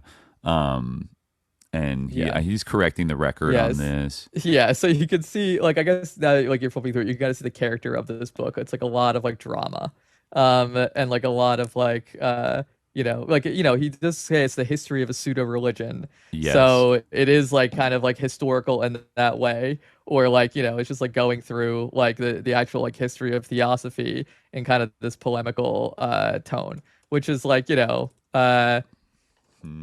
some cases like pretty on point. I want to read. He's kind of accusing, them kind of like ripping off the Hermetic Brotherhood of Luxor a little bit, despite. Well, like, it's like really... but it's like, I mean, it's a recent Anglo-American invention, as he says. Is not really a Hermetic Brotherhood of Luxor at all. I see. Yeah. He does note Pascal Beverly Randolph's Fraternity of the Euless, which we did talk about in the Mesmer episode with Christ Koopa. Wow, he has long footnotes in this book, and goes for it. Yeah, he sees that. Interesting. Yeah, and long quotes as well from them. Yeah, for sure. He's talking about how there was some high dignitaries of Freemasonry, American Freemasonry, that were kind of involved with the Theosophists. Charles Sutherland, I guess, was one such figure, and we may add in this connection that General Albert Pike, Grand Master of the Scottish Rite for the southern jurisdiction of the United States, was also in touch with Blavatsky around this time in the 1870s. But these relations really seem to have had no sequel. It would seem in this case that Pike was more clear-sighted than many others, and that he quite quickly recognized with whom he was dealing. Interesting. Since we have the opportunity to do so, let us add that Albert Pike's reputation as a Masonic writer was quite overrated. A considerable part of his major work, Morals and Dogma of Freemasonry, the famous evil text, is clearly plagiarized from Dogme et Rituel de la Haute Magie by the French occultist Eliphas Levi. Wow. He talks about how, like, interesting, really ain't nothing new. Like, the Theosophical Society just, like, shows up one day in New York, like, drops, like, a bomb. Scarcely 2 weeks old, November 1875. What was it called? The Society, Spiritualist Investigation Society, which was founded by Olcott, changed its name to the Theosophical Society. up on the proposal of its treasurer, Henry J. Newton, a wealthy spiritualist who certainly knew nothing about Theosophy, but was pleased by this title without really knowing why. The origin of this name is thus purely accidental, since it was accepted only to please a member commanding attention because of his large fortune. Moreover, there are plenty of examples of rich people being seduced from time to time by the leaders of the Theosophical Society, who succeeded in extracting from them subsidies for their own benefit and that of their organization by promising all kinds of wonders. This is the only reason why Felt, whose opposition was dismissed, would have preferred the title Egyptological Society. After having given a lecture on the, quote, Egyptian Kabbalah, Felt, who had promised 3 more, suddenly disappeared, leaving various papers with Madame Blavatsky. No doubt his mission was fulfilled. As for Newton, it was not long before he resigned from the society, after having observed, along with Judge R.B. Westbrook, the fraudulent acts Madame Blavatsky committed with the help of a certain Mrs. Phillips and her servant. Interesting. He says that... He says the Declaration of Principles of the First Theosophical Society began as follows. The title of the Theosophical Society explains the goals and desires of the founders. They aspire to attain knowledge of the nature and attributes of the supreme power and of the highest spirits by means of physical procedures. In other words, they hope that by going deeper into ancient philosophies than modern science has done, they will be rendered capable of gaining, for themselves and for other investigators, proof of the existence of an invisible universe, of the nature of its inhabitants, if there are any, of the laws ruling them, and of their relationships with mankind. And then he says, this proves that the founders knew hardly anything of theosophy, as shown by the whimsical definition given in Webster's dictionary, which I guess is, quote, alleged relation to God and the higher spirits, and subsequent acquisition of a superhuman science through physical procedures, the theurgic operations of the ancient Platonists, or the chemical methods of the German fire philosophers. Yeah, no, he's just ripping them apart, basically. He goes hard. This is an epic Substack post, basically, about it kind of is. Yeah, it's like a 12-part series. On the issues of theosophy. I like his take that Krishnamurti was like basically trying to like escape from them, but like he couldn't and was just like trapped like as their puppet. Oh my god. What's the note that he directed us to here? 190 note 13. Is this? I guess I don't know if.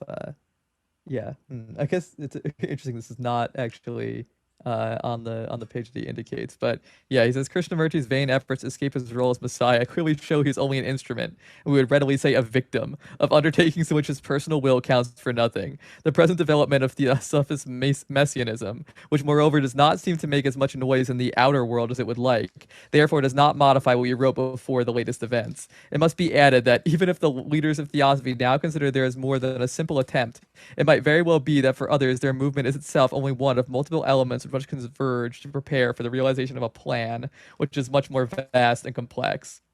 Like there definitely is like a for lack of a better word, noided side to his take on theosophy. This is probably the best part, is when he talks about the political role of the Theosophical Society. Okay. He writes, it remains for us to speak of the political role played by the Theosophical Society, particularly in India. This role has been variously described, and no doubt it is difficult to form a very clear idea of it, because it is one of those things which the Theosophists really keep secret, much more so than their pseudo-esotericism.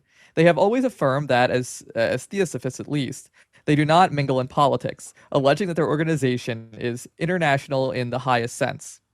Their political role exists, nevertheless, and if the society taken as a whole is in fact international, its leadership has become purely English. Consequently, whatever the appearances, we are convinced, even certain, that viewed from this angle, Theosophy is above all an instrument in the service of British imperialism. No. It must have been so from the beginning or near the beginning, for trustworthy witnesses have given assurance that during her stay in India, Madame Blavatsky received a significant annual subvention, the figure of 12,000 rupees has been suggested, from the English authorities.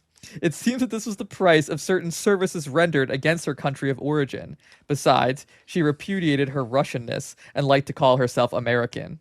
We have seen that she was in fact naturalized in 1878. She's getting queen bucks. She was getting queen bucks. Much less competent in these Hodgson, much less company's matters than the study of psychic phenomena, was quite wrong to suspect her of being a Russian spy, and if there is reason to believe the suspicion was inspired by certain functionaries, it is because these latter did not know much more than he did. The political police in India are entirely outside the official administrative services, although some of its agents simultaneously belong to the latter. In any case, the government, which must have known the situation, took no account of Hodgson's accusation. Already at this period, the Theosophical Society worked for England. And here is a very significant note that Sinnett, himself a government functionary, inserted in his first work. That's the former editor of the journal The Pioneer, an official organ published in English India. So that's in it. Many older Indians, plus numerous books on the Indian Mutiny, speak of the incomprehensible manner in which news of distant events penetrate into the native bazaars before reaching the Europeans in the same area, in spite of the use of the most rapid means of communication at the latter's disposal. The explanation given to me is that the brothers, that is to say, the Mahatmas, who at that time wanted to preserve British power because they regarded it as better for India than any native government, rapidly distributed the news according to their particular methods, when the news was of such a nature as to calm popular excitement and to discourage new uprisings. The sentiment that animated them at the time is the same as still animates them today, and the government would act wisely by favoring the development of the influence of the Theosophical Society in India. The suspicions that were in principle directed against the founders of the society, although poorly addressed, were nevertheless excusable enough. But today, when the character of the movement is better understood, the functionaries of the British government in India would do well, when the occasion is offered, to show sympathy for the promoters of the society who necessarily have a thankless task to accomplish if they are deprived of every token of sympathy. And then this is going on, coming back in. In fact, the Theosophical Society never lacked the moral and financial support of the government, even if this was not true for all officials, nor did it lack support from some native princes whose Anglophile sentiments are well known. Thus, the Maharaja of Cooch Behar, a high dignitary in British Masonry who died in England in 1911, was a member of the Theosophical Society. He organized a branch in his capital in 1890, and in 1893 was elected president of the branch in Darjeeling. He was the son-in-law of Keshab Chandra Sen, founder of one of the sects of the Brahma Samaj called the Church of New Dispensation, and which is perhaps the one which had the most pronounced tendencies toward Protestant Christianity. His son and successor, the present Maharaja, is also in English Masonry, and is one of the dignitaries of the Order of the Secret Monitor, a dependency of the former. The Theosophical Society likewise counts among its protectors and benefactors, if not among its members, the Maharaja of Kapurthala, another high dignitary of British Masonry, who in 1892 made a gift of the sum of 2,000 rupees to the commemorative budget of HPB, intended for the publication of Oriental translations. And, as we have alluded to Masonry in India, here is a simple fact that allows one to account for what may be its role there. In 1910, the head of the native secret police was Deputy Grand Master of the Great Lodge of the Bengal District, a position which previously had been held by the Maharaja of Cooch Behar. Naturally, the pretext for government support was the Theosophical Society's educational work, but in reality it was justified by the struggle led by the society, precisely by means of this educational work and various other organizations, against traditional Hindu institutions, particularly against caste. Europeans generally display so much hostility to caste because they are incapable of understanding the profound principles on which it rests.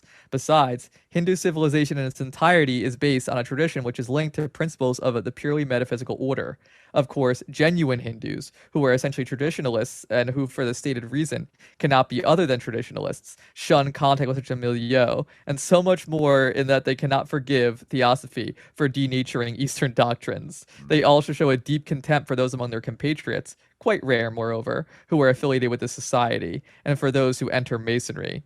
By contrast, the British government views such persons favorably and frequently grants them advantageous positions. So this is actually kind of interesting. Because it shows, like, I think this is actually a great example of the contradiction of Guénon. Because on one hand, I think that he's, like, totally right. But on the other hand, I think that, like, it's very, like, it's interesting that, like, how he understands this is, like, that it's about, like, caste. And they're trying to undermine the caste system. Right. Because, like, as people like, I think Dirk, was it Dirk who wrote the greatly titled academic book, Castes of Mind? Let me make sure that I have that author right. It really is like, you know, you don't want, Dirks with an S. It is, you know, you don't want to exaggerate this too much because obviously there is like a precedent for this, but it's also like unquestionably true that like the caste system as we know it today, like is like a creature of like British colonialism. that it was like Right. because of like actually to an extent like understandings like Guénon's that like India was fundamentally like a religious society, and that they had this, like caste system that was like so important in how things were organized, that like, Yeah. the attempt to like kind of extrapolate a system of governance from like these ancient texts that were often like sort of actually the ambassadors of these texts to the colonial authorities were often members of one particular caste, obviously Brahmins. Yeah. Right. So like, you kind of see how like maybe the investments there like might have been, some might of have his faves might be had implicated certain as results. well in like being sort of like handmaidens of British imperialism, like in a way that, like his faves being the caste system is kind of this like idealized. Well, yeah, and also like, yeah, well, his imagination of it as like this great traditional thing. Certainly, it did exist, right? Yeah. But like the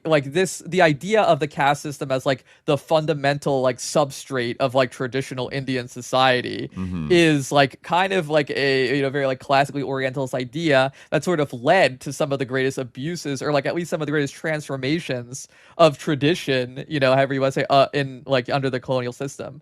Like Right. the caste system, like obviously, like you don't want to go this whole route of like, again, this is another sort of form of like romanticism and Orientalism, where it's like, oh, everything that's bad, like they all had like, all the traditional societies had exactly our like modern liberal American values, like that, they were super woke, Yeah. and then the evil British colonialists came in and made them homophobic and made that, like that's not true, but like it is true that like the caste system perhaps was, I think it is safe to say that there was actually like a little bit more porosity to it, and that like it obviously is not like an unbroken tradition from primordial time, that it did go through changes throughout like the history of the subcontinent, which like Right. and like it was different also in different places in that vast subcontinent, like the way that it was applied and its interaction with the state, like what states existed like in different sort of political orders, like varied greatly. But like Yeah. today, like the caste system like that exists now, like the sort of and the conception of caste, where it was like institutionalized in a very specific way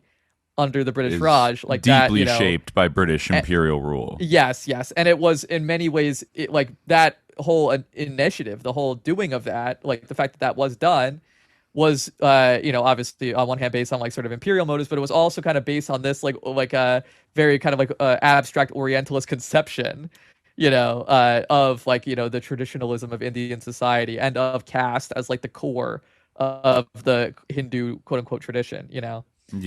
So Yeah. like on one hand, like, but I do think it's totally like it seems like like he's pretty on point. I don't know like about the specifics of like some of the people whom he names, but like like Blavatsky, like I could believe she was a British agent in India, and that like the Theosophical societies functioned in India did have like a which is often true of societies like that, right, and of Masonry to an extent, like Yes.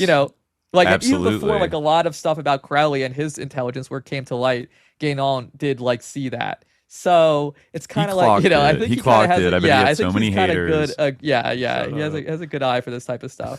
But on the other score, like and like in his sort of like assessment of the motive, and it's true like that, like they are like kind of destroying a world.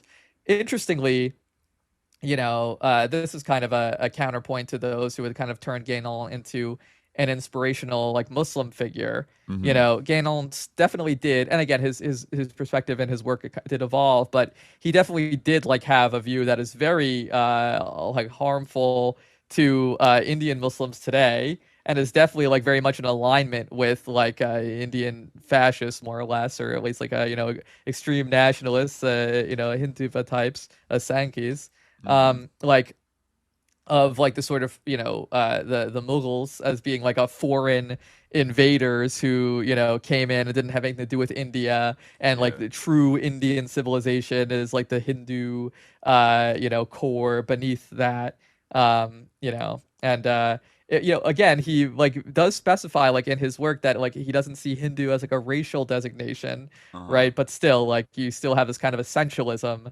that is like you can see like its negative effects today.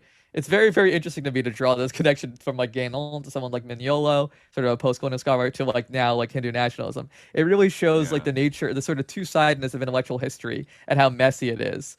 and like the dangers of another type of essentialism where you try to like point out the goodies and baddies of intellectual history when really like it's all just very intermingled, and all sorts of people are like an influence on others, and Right. It's often a spectrum. The battle lines are like very different than how we would like lay them out today. And so they don't always fit into our neat categories. Even, things like left and right. It's like these are categories from the French Revolution, like 200 and 30 years ago, which is kind of recent when you're thinking about like the whole scope of human like intellectual history, like, but even in like the 18th century and stuff, you get people that, I think Sedgwick points out like a few times that, a lot of these, maybe you could call kind of like, earlier perennial or like even proto-traditionalist kind of like ideas, and even maybe some of Guénon's ideas itself, like some of them sound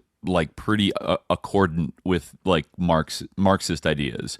Like they're kind of, driving at different things, and like they would fundamentally be opposed in the sense that Marxism is regarded as a European Enlightenment project, is like a creature of the European Enlightenment, right? Whereas, oftentimes like the traditionalist view is that the Enlightenment is like bad, actually. Like the Enlightenment was sus in a way, and that like, or that there were like negative externalities involved with this like move through that the liberal kind of mainstream liberal like philosophers like kind of can't see, or they're covering up for, or making excuses for. It's like his thing of like we might end up like fighting a world war and then like killing each other with a crazy weapon.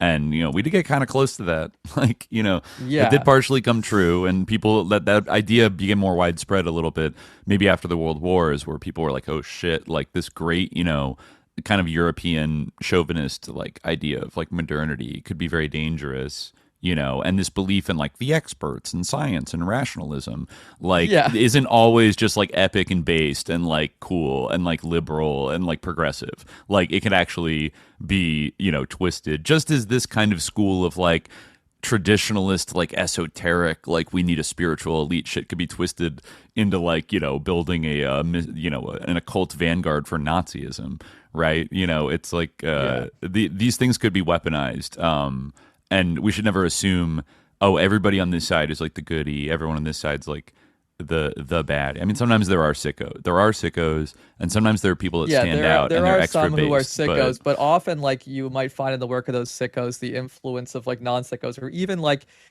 in some sickos, like there might be like something that is like valuable. Obviously, like I'm not talking about like truly like depraved sickos, like who like have done like crimes, like abused people or what. I'm talking about the like people William whose thoughts are sick and like who promote like sick ideas, like that. Right, that's right. even they like can have like something that is like a value, or even if something they appropriated from somebody else.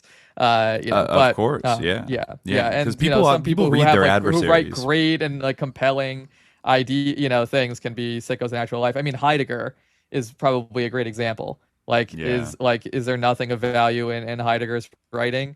Like, I'm not like the biggest fan of Heidegger. Like, for instance, the idea of like that being is under erasure, and like this is something that we take for granted, but we haven't like investigated. Certainly at the time when he wrote about it, and like even still, like you do see that kind of erasure still existing. Like I know he did have like some good points, but he was like a despicable person.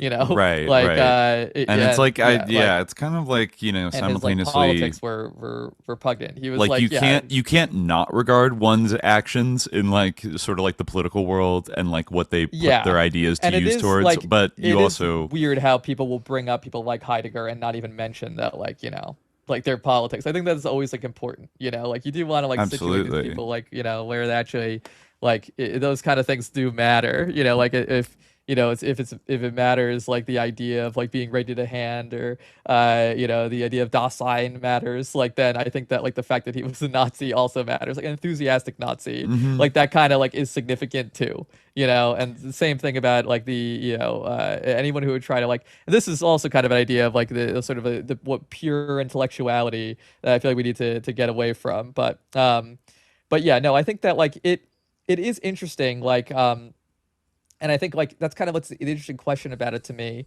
is that it is like kind of yeah, like it's fascinating because some of the critique, like, I do, like, I can't help but like agree with some of it. But on the other hand, like, certainly when he gets to like what his solution is, the closest he comes to it is talking about how we need something like the caste system, which is like, I don't even know how that would work. He's like, well, it's not really hereditary. It is often hereditary in practice. It's like, well, then how is it? It's just like everyone has a caste, and like you can like see it like through intuition and like instinct. Like, I don't like, like through spiritual communion with a person's like soul, you can tell like what caste they belong to.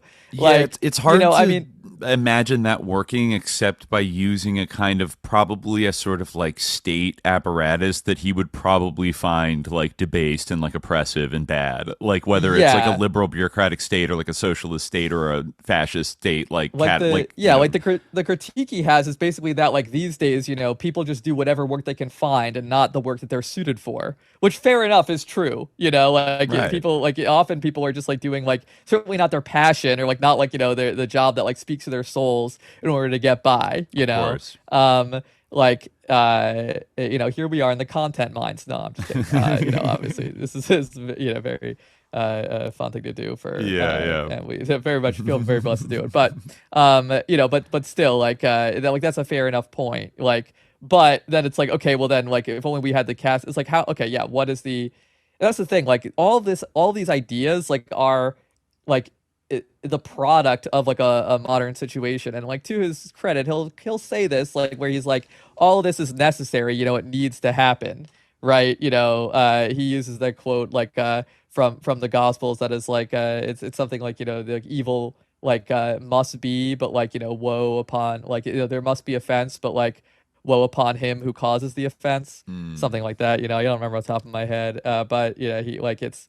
Yeah, like Right. people are still to blame for who does it, even though like it is, Right. inevitable. It'll never be eradicated. It's sort of an eternal problem of like, human existence, but that doesn't and mean also because in it's his- inevitable doesn't yeah. mean you should like, it's okay to do it. Like in his it is- framework, it's also part of these like cycles, and things like that. Right. Like He Kali does Yuga, embrace a right? cyclical Like, it's view of history, eschatological. which like Sedgwick, contrasts it with, and this is probably true across most of the traditionalists, contrasts it with sort of like the Abrahamic conception of, basically like a messianic sort of age, or like messianic eschatology about like where the world is going. And he says even, in like the Marxist tradition, there is a version of that in terms of the sheer trajectory of it, of going to like finally. Though you also could say, like, in a way, Marxism has a return aspect in the sense of we started Exactly. off as like a non-hierarchical, primitive communist, like, groups and tribes of people, and then class society came about, and then people started getting put into different castes, you could say, and, I mean, ultimately, like, Marxism, I feel like is very, even though it does categorize people, like, I'd say it has a dim view on sort of the notion that like you should be born into a specific caste and or like you should get less than kind of like I guess other the people get. ideal society, like according to Marx, is one in which you just like do whatever you want, kind of. To like each according to his need, from each according to his ability, whatever. You're like a conductor, in your free time or whatever. You're like a painter, like this day and stuff like that. The work in the morning and then fish in the afternoon and critique after dinner. That is kind of like the dream of just being like a chill person that gets to like just like have a chill life. It's doesn't like, have to toil and like enslave yourself. I mean, really, if you get to the kind of, then there's like the humanist dimension of that, which some schools of Marxism emphasize more than others. But like of solving the sort of the core problem of like the alienation of the person, like in their work, in their general life, because it's like the way these kind of more complex like economic systems of production like end up alienating us, like, which is kind of does like sync up a little bit with Guénon and some other like traditionalists taught, like kind of idealizing the like the sort of middle-age artisan or craftsman, that he totally somebody does, somebody could build little cabinets in their little shop and then like truly derive I they have a little Etsy store and it's cute and they get what they want. I first like actually what you mentioned about this whole like binary of like linear and cyclical time is like actually a pet peeve of mine, like across the board, especially in scholarship. Like I want to recommend this article, Time as a Metaphor of History, and Early India by Romila Thapar, which kind of gets into like the fallacy of this, because like there's different models of time in all sorts of like societies. Like for instance, like is it cyclical that like days, the hours like continue, we have like cycles of the 24-hour day that like recur like in our, very linear regimented time. Right. Like, that's also a cycle. Right. Like in Islam, which is associated with this sort of Abrahamic cosmos where like everything's linear, like, Muhammad, and then like at the end of time we have Muhammad al-Mahdi, like that is also like who's kind of often considered to be like an image or a reflection of Muhammad, right? So and we have this sort of typology of prophets where they all are kind of like the traveling light in the universe, like that recurs in different contexts. So there's like ideas of cycle and there's ideas of linear, like in a lot of different concepts of time. That aside, I wanted to read this from I think from Crisis of the Modern World.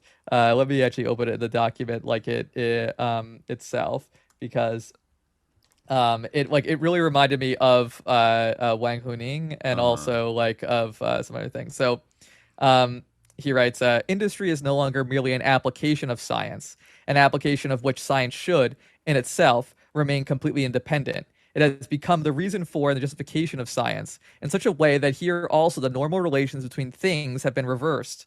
What the modern world has striven after with all its power, even when it has claimed in its own way to pursue science, is really nothing else than the development of industry and machinery. And in thus seeking to dominate matter and bend it to their service, men have only succeeded, as you said from the beginning of this work, in becoming its slaves. Not only have they limited their intellectual ambition, if such a term can still be used in the present state of things, to inventing and constructing machines, but they have ended by becoming in actual fact machines themselves. Indeed, it is not only scholars, but also technicians and even laborers who have to undergo the specialization which certain sociologists praise so highly under the name of division of labor. And for these last, it makes intelligent work quite impossible. Very different from artisans of former days, they have become mere slaves of machines with which they may be said to form a part of a single body. In a purely mechanical way, they have constantly to repeat certain definite movements, which are always the same and always performed in the same way, so as to avoid the slightest loss of time. Such at least is required by the American methods, which are supposed to represent the most advanced stage of quote-unquote progress. Indeed, the object is merely to produce as much as possible. Quality matters little. It is quantity only that is of importance, which brings us back once more to the remark we have already made in other contexts. Modern civilization may really be called a quantitative civilization, and this is only another way of saying it is a material civilization. So I want to go back into his concept of materialism in a little bit, but it's interesting. Like that is an interesting thing to compare with like the idea of like the alienation of labor, right? Like this like critique, like it lines a lot again, of it lines like, up. It's brought down, a lot of it lines up. It's brought down by this kind of like, romanticization of like the past, where like he's like, oh, we become slaves to machines. True enough, however, like, and we've become machines in a way. It certainly resonates now with like even our thought being colonized by these stupid large language models. Yeah. But on the other hand, like there's kind of this like you're forgetting that like in the past, people were enslaved, like quite literally, Yes. You don't want to, slavery was different times, blah, blah, blah. And like, there's, it's like, still forms that can be like analogous to enslavement, like in the, mass incarceration and the use of prison labor and things like that here in the United States. But, it's it wasn't just a sort of a rosy picture of like, Geppetto in his workshop or whatever necessarily. Right. Like, how do you think things like the Taj Mahal were built? It wasn't necessarily the prettiest picture. Or the pyramids, for that matter, were, probably made with slave labor. Yeah. But it is interesting that there is some level of like commonality with. Yeah, like resolving. I thought this might be true. It's the myth that the pyramids were built by slaves. Is it yeah. really? Yes. Yeah, I remember. I vaguely remembered that being voluntary true. labor. Yeah. Who actually built them? Let me see. Yeah, according to noted archaeologists Mark Lechner and Zahi Hawass, the pyramids were not built by slaves. The workers were paid laborers. It Interesting. was farmers with the pyramid during flooding when they could not work their lands. Yeah. So, Yeah. yes. Yeah. However, like my point is that doesn't mean that like, the like conditions of labor under those circumstances were like great, like Right. Probably it's not like the yeah. best. And I mean, you could also see, there's an interesting thing in Marxism too, because on one level, it does kind of mirror the arc of like sort of Abrahamic or like, Judeo-Christian, whatever, the sort of eschatology of like there will be a messianic age that like kind of redeems the world. In Marxism, it's kind of secularized into like stateless society future, whatever. But on the other hand, and also like in a way, it also like Marx would like give his due to capitalism as a progressive force that has like improved the world in certain ways. But then simultaneously, it destroys a lot of things that like were kind of good or like not that whatever. Like everything melts into air and like it tears everything asunder. It's sort of like the relentless logic of this like new system. Like you could argue that eventually it sort of innovated to a point where like slavery became kind of like obsolete and then was like kind of, at least formally abolished, though I'd argue that, in a more ambiguous way, it still absolutely exists in the global supply chains of the world today. But the sort of formalized slavery, at least in the developed world, was abolished. But then there's like these new problems that are maybe a little bit more subtle, and maybe we've solved the problem in like the United States of people starving to death or whatever, or children working 15-hour days and like horrible factories, but other methods of control have like evolved to like replace those things. So it's not necessarily like society got like capitalism got nicer. If anything, it's like deepening its like tentacular control over every aspect of our lives. That's what we see now. But oftentimes this is not it does not immediately feel oppressive or harmful. In fact, sometimes it's like they're giving you treats and you like it and it seems fun, and then you only realize later that you're kind of being harvested, or you're even if it's just like your dopamine, your attention, whatever, is being like kind of exploited and hijacked. Like so, I don't know. There's like that's all to say. There's almost like there's a dialectical like duality of kind of like the straight line of history and like the flat circle theory of like history that they can sort of coexist in a way. Like they can have features of both. The other thing I was going to bring up that's interesting is even the whole kind of contrasting of like the qualitative age versus the quantitative age. That does, I think, like it definitely echoes like Maoist writings about like qualitative change and quantitative change, like in the progress of history, right? Like if you introduce enough quantitative changes, it will eventually lead to a qualitative change, like in society or whatever. And that's something often I hear like people that are sort of like quoting, like paraphrasing Maoism, like bring up. But then his book is also about it uses the same like oppositional language about quantity versus quantity, and like I don't know, do you want to talk about like what does he mean, what's the essence of that of like that book and the quantity versus quality thing, because he brings it up a lot, right? I think that it's just like the fact that like everything has been reduced to like what can be like measured in like a very like mechanistic mathematical way, and like the sort of shades of meaning. I mean, one way to think about that actually kind of relates to this that I found to be very interesting, and I hadn't like given this too much attention before in my past reading of this book, is from The Reign of Quantity and the Sign of the Times, like his last book, which is probably like really the best like summary of like his thought that is about the basement of coinage. And this kind of gets into this idea. It's translated here as a generation of coinage. I'm not actually sure his translation this is. I guess it's the 2001 version of the book. Is there? Let me see if I can make the edition appear. Well, anyway, I'm just gonna read it. But 2001 one. All right, the degeneration of coinage. The exposition has now arrived at a point at which it may be useful to branch off from the theme to some extent, at least apparently, in order to give, perhaps rather summarily, a few indications of a question that may seem to be related only to a very specialized field. This is like very, to me, this is very reminiscent of Marx in some ways. But, there's some key differences that it might be cool to talk about. Okay, so nonetheless, it will afford a striking example of the results of the conception of ordinary life, at the same time an excellent illustration of how that conception is bound up with the exclusively quantitative point of view, so that particularly in this last connection, it is really very directly relevant to our main theme. The question is that of money, and if the merely economic point of view, as is understood today, is not departed from, it certainly seems that money is something that appertains as completely as possible to the reign of quantity.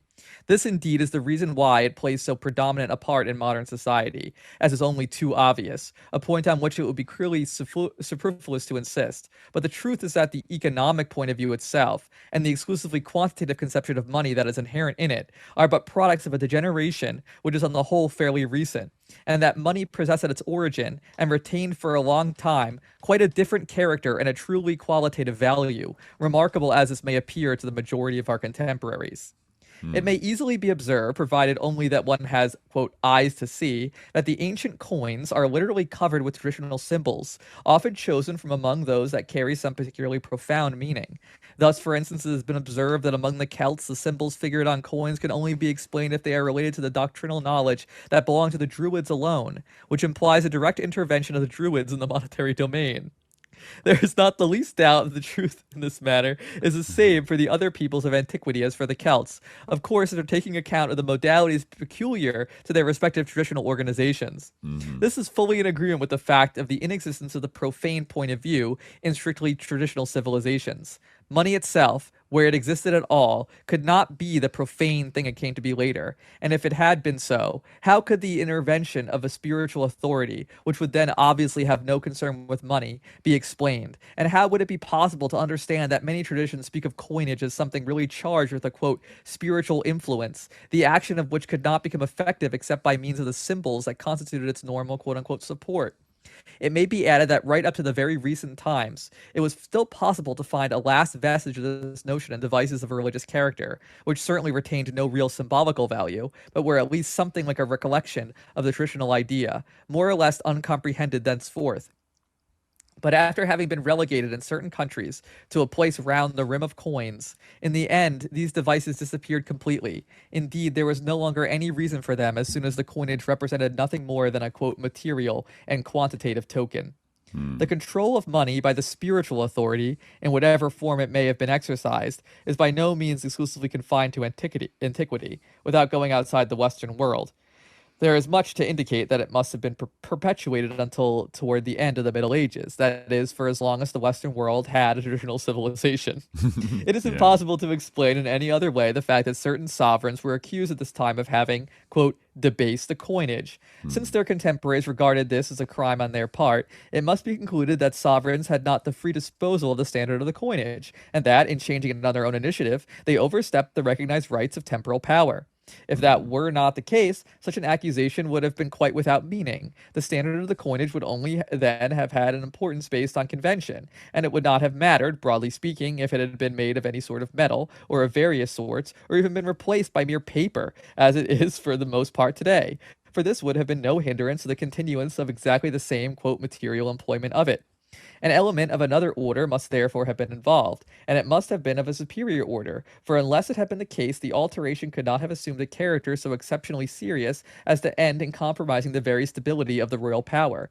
But the royal power, by acting in this way, usurped the prerogatives of the spiritual authority, which is without any doubt the one authentic source of all legitimacy. In this way, the facts, which profane historians seem scarcely to understand, conspire once more to indicate very clearly that the question of money had in the Middle Ages, as well as in antiquity, aspects quite unknown to the moderns. What has happened in this case? I'm just going to step away for 1 second. You can keep reading. All right, I'll keep going. Yeah, I have it right here. Yeah. You can keep. Okay. What has happened in this case is but an example of a much more general movement, affecting all activities in every department of human existence. All have been gradually divested of any sacred or traditional character, and thereby that existence itself in its entirety has become completely profane, and is now at last reduced to the third-rate mediocrity of ordinary life as it is found today. At the same time, the example of money clearly shows that this profanization, if any such neologism be allowable, comes about chiefly by the reduction of things to their quantitative aspect alone. Indeed, nobody is able any longer to conceive that money can represent anything other than a simple quantity. But although the case of money is particularly apt in this connection, because it has been, as it were, carried to the extreme of exaggeration, it is very far from being the only case in which a reduction to the quantitative can be seen as contributing to the confining of existence within the limited horizon of the profane point of view. This is sufficiently understandable after what has been said of the peculiarly quantitative character of modern industry. By continuously surrounding man with the products of industry, and, so to speak, never letting him see anything else, except, as in museums, for example, in the guise of mere curiosities having no relation with the, quote, real circumstances of his life and consequently no effective influence on it, he is really compelled to shut himself up inside the narrow circle of, quote, ordinary life, as in a prison without escape.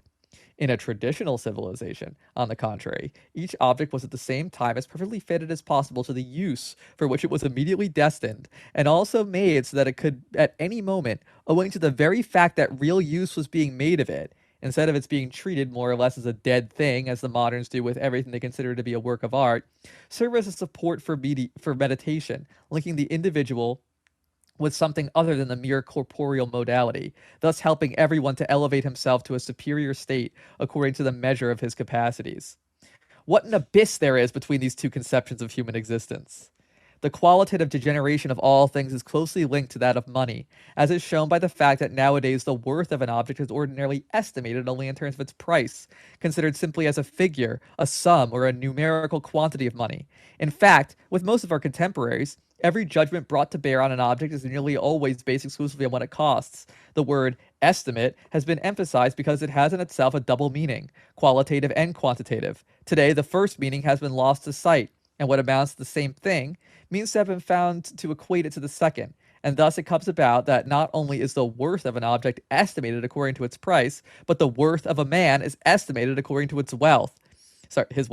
The same thing has naturally happened to the word value, and it may be noticed in passing that on this is based a curious abuse of the word by certain recent philosophers, who have even gone so far as to invent a description of their theories by the expression philosophy of values. Underlying their thoughts is the idea that everything, to whatever order it may belong, is capable of being conceived quantitatively and expressed numerically, and moralism, which is their other predominant occupation, thus comes to be closely associated with the quantitative point of view. These examples show, too, that there has been a real degeneration of language, inevitably accompanying or following that of everything else. Indeed, in a world in which every attempt is made to reduce all things to quantity, it is evidently necessary to use a language that itself evokes nothing but purely quantitative ideas. To return more particularly to the question of money, one more point remains to be dealt with, for a phenomenon has appeared in this field which is well worthy of note, and it is this. Since money lost all guarantee of a superior order, it has seen its own actual quantitative value, or what is called in the jargon of the economists its purchasing power, becoming ceaselessly less and less, so that it can be imagined that, when it arrives at a limit that is getting ever nearer, it will have lost every justification for its existence, even all merely practical or, quote, material justification, that it will disappear of itself, so to speak, from human existence. It will be agreed that here affairs turn back on themselves in a curious way, but the preceding explanations will make the idea quite easy to understand. For since pure quantity is by its nature beneath all existence, when the trend toward it is pressed to its extreme limit, as in the case of money, more striking than any other because the limit has nearly been reached, the end can only be a real dissolution. The case of money alone already shows clearly enough that, as was said above, the security of quote-unquote ordinary life is in reality a highly precarious thing, and it will be shown later that it is precarious in many other respects as well. But the positive conclusion that will emerge will be always the same, namely, that the real goal of the tendency that is dragging men and things toward pure quantity can only be the final dissolution of the present world. Okay. Oh my God. Wow.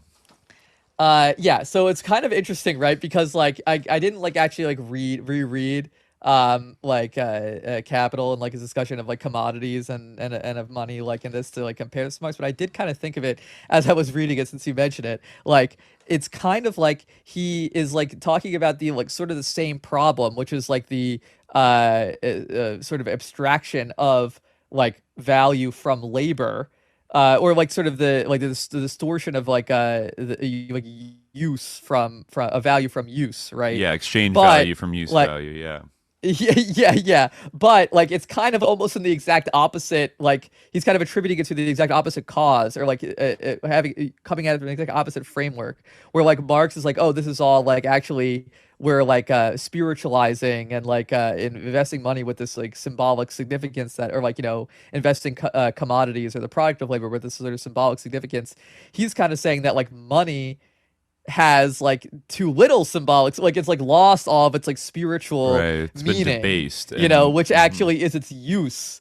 It's like it's kind of interesting. Yeah, it is an intriguing like argument to make, and that I mean, it is interesting. You look at the history of like fiat currency and the Fed. I'm sure, and the Fed heads probably love that passage because it's like it reminds me of those charts of like, this is the value of the US dollar since like the Fed was created, and it's like plummeted like 99% of it's like like a dollar in 1912 was worth like so much more in terms of what you could buy with it in purchasing power than it is today, and especially after we went off like the gold standard. It's kind of untethered to anything like anything simple, certainly, right? It's almost like vaguely tied to like oil prices, like our existing status as like the world reserve currency, our military power, like the perception that we are a stable country, which is constantly eroding, and like all these other things like go into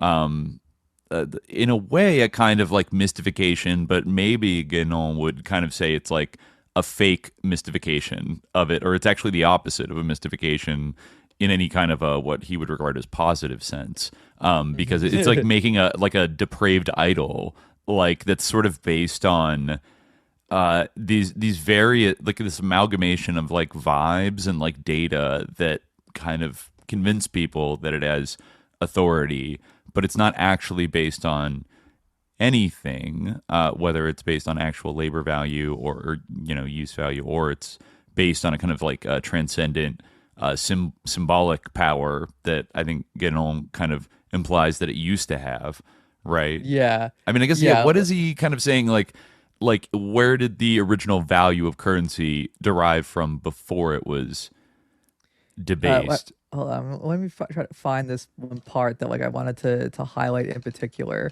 Hold on, it's like in a traditional civilization, each object was at the same time as perfectly fitted as possible to the use for which it was immediately destined, and also made so that it could at any moment, owing to the very fact that real use was being made of it, instead of its being treated more or less as a dead thing, as moderns do with everything they consider to be a, quote, work of art, serve as a support for meditation, linking the individual as something other than the mere corporeal modality, thus helping everyone elevate himself to a superior state according to the measure of his capacities.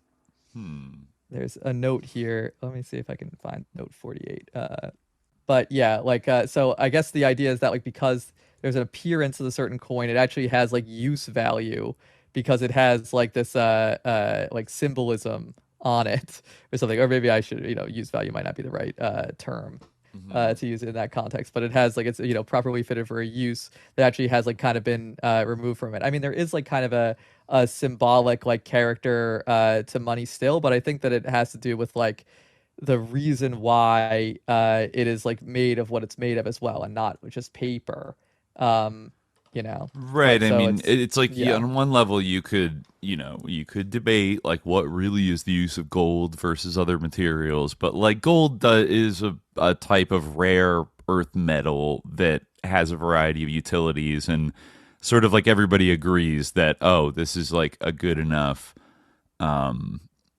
asset to like use as a stand-in for value of various things. And it's also like very hard to fake, right? And I mean, nowadays you could say with all the digital, like the sort of blacklight whatever thing that's on like fiat currency, in a kind of immediate sense, it has that quality that like gold coins had of, like it's difficult to counterfeit $100 bill for sure. But like beyond that, it is still like, what's it really backed by that? It's like, I don't know, the authority of the United States government, enforces that this thing is, legal tender and has value, and it's kind of part of a vast social contract of. I mean, it is interesting that, like, commerce. through like a weird vicissitude of history, like kind of like a at least quasi-initiatic symbol has made its way back onto the money.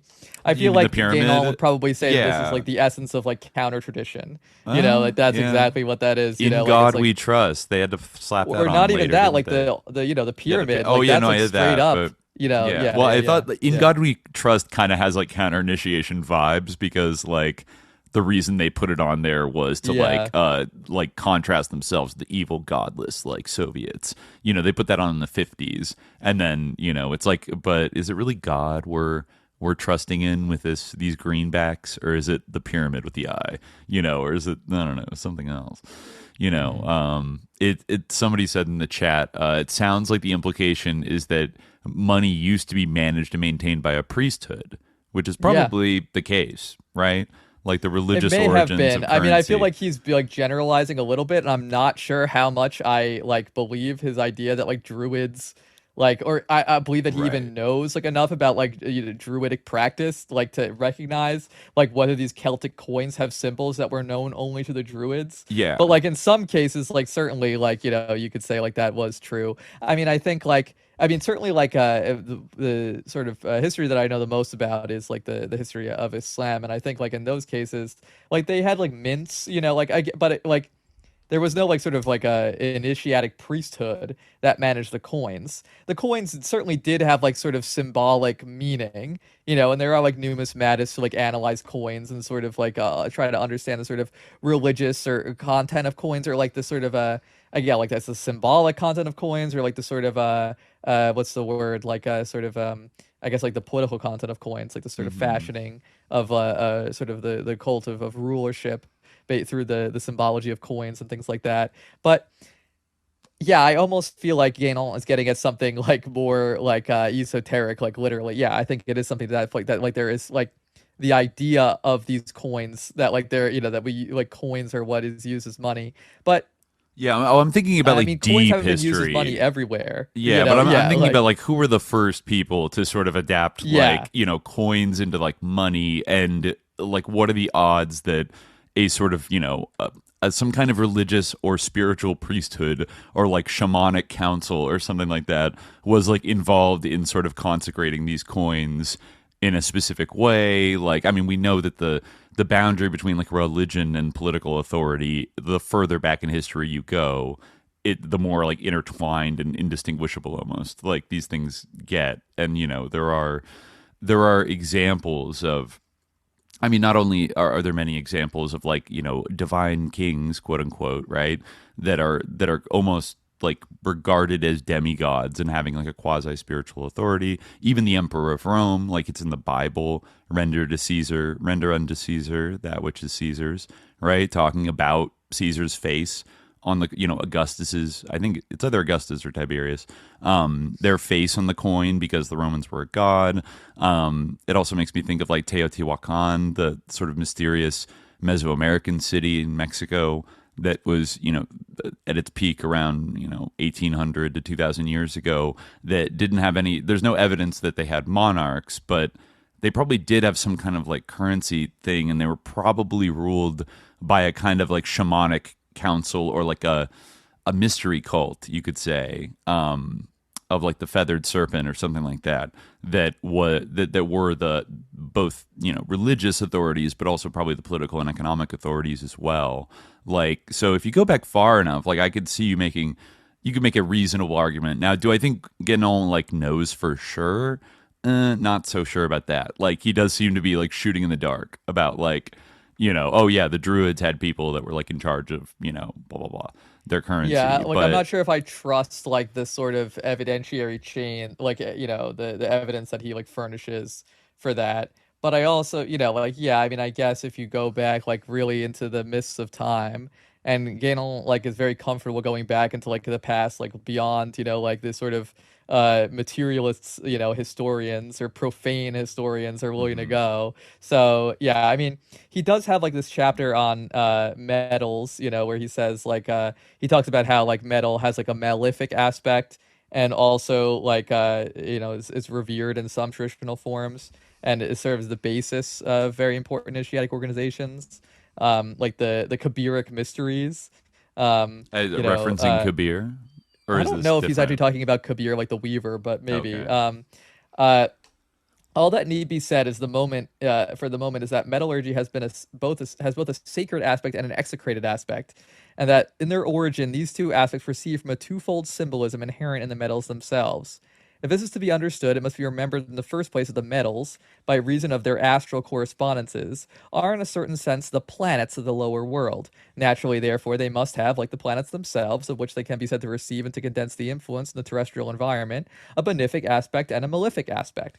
Furthermore, since the inferior reflection is in question, corresponding to the actual situation of the metallic mines in the interior of the earth, the malefic aspect must readily become predominant. And it must not be forgotten that from the traditional point of view, metals and metallurgy are in a direct relation with the subterranean fire, the idea of which is associated in many respects with that of the infernal regions. Nonetheless, if the metallic influences are taken in their benefic aspect for making use of them in a manner truly ritual, in the most complete sense of the word, they are susceptible of transmutation and sublimation, and are then all the more capable of becoming spiritual support, since whatever is at the lowest level corresponds, by inverse analogy, to what is at the highest level. As we famous as above, so below. The whole mineral symbolism of alchemy is based on this very fact, and so is the symbolism of the ancient Kabiric initiations.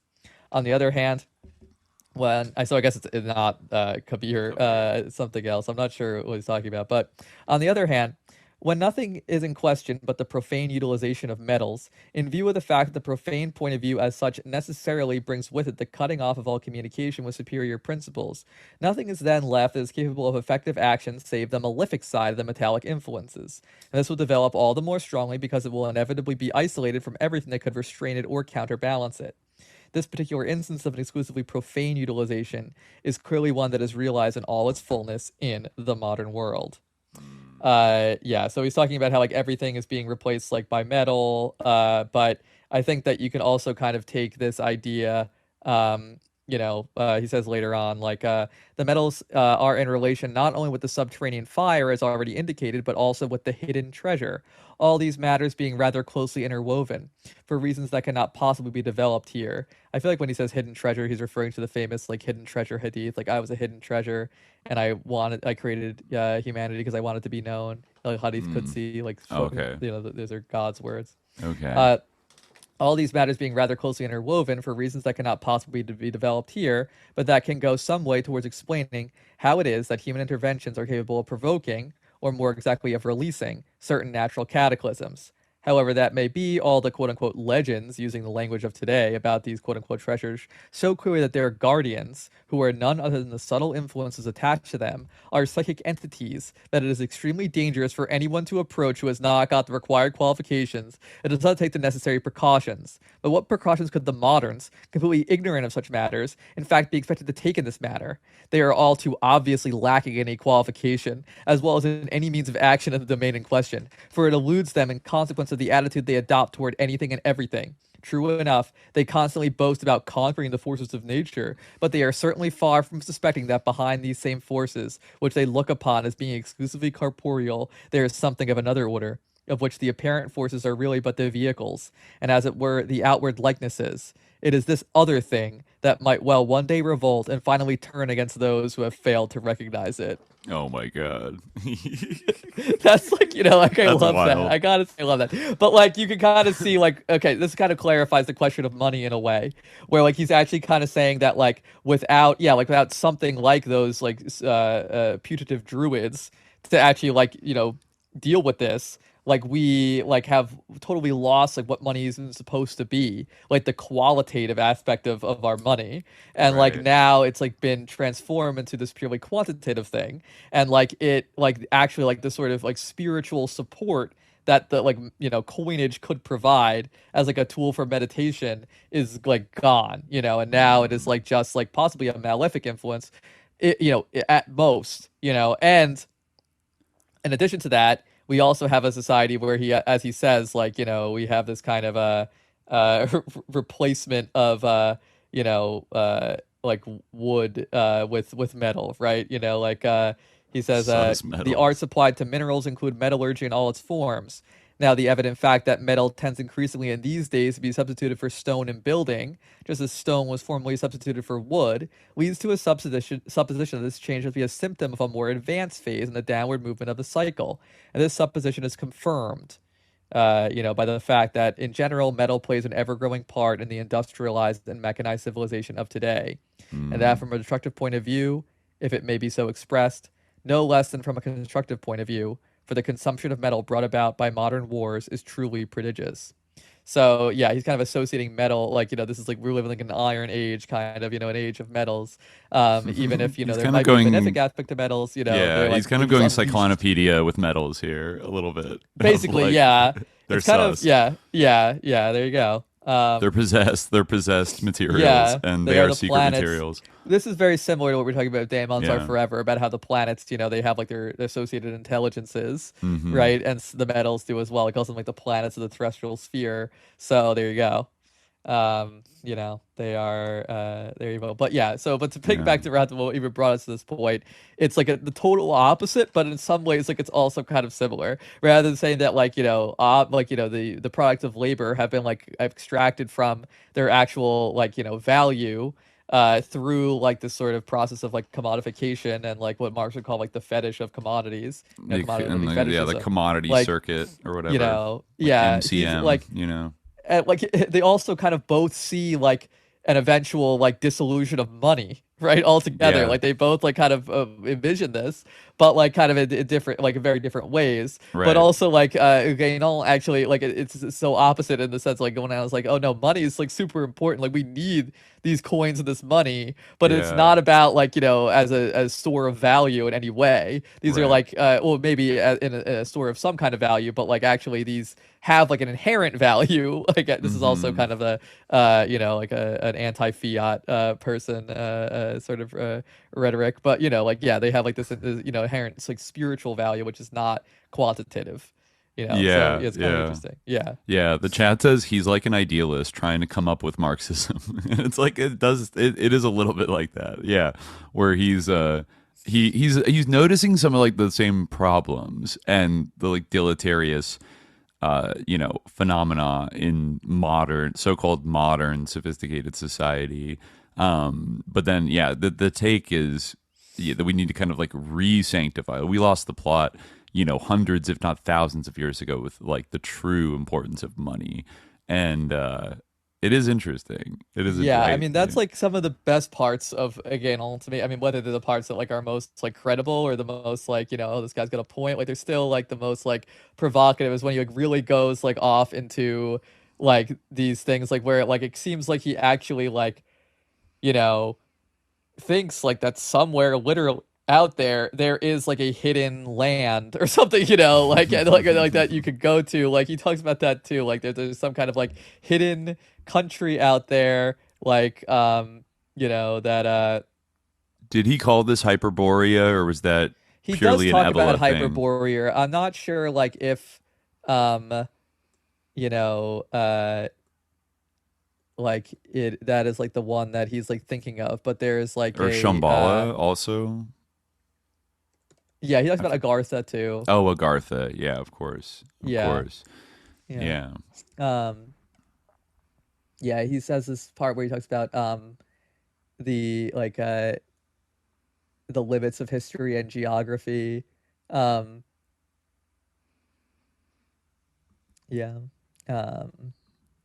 noticed you published a very scathing review of the Reign of Quantity. That it looks like it's maybe from like a Substack post, but it's kind of just saying that like Guénon like actually sucks. This author, I don't know who wrote this, but they said that it's interesting to read Reign of Quantity again. I've not read it cover to cover in 27 years. To read it again was a repulsive, eye-opening experience in some ways. It is such a ridiculous book that is embarrassingly easy to see through. I've learned so much in the last 27 years that it makes it easy to see his really inexcusable errors and fabrications. He uses false analogies and constantly makes assertions without evidence or sources. He is also prone to misquotation and sloppy scholarship, and his method typical of those who draw upon sources of second or third hand. with little regard for accuracy that requires careful documentation of a historical nature.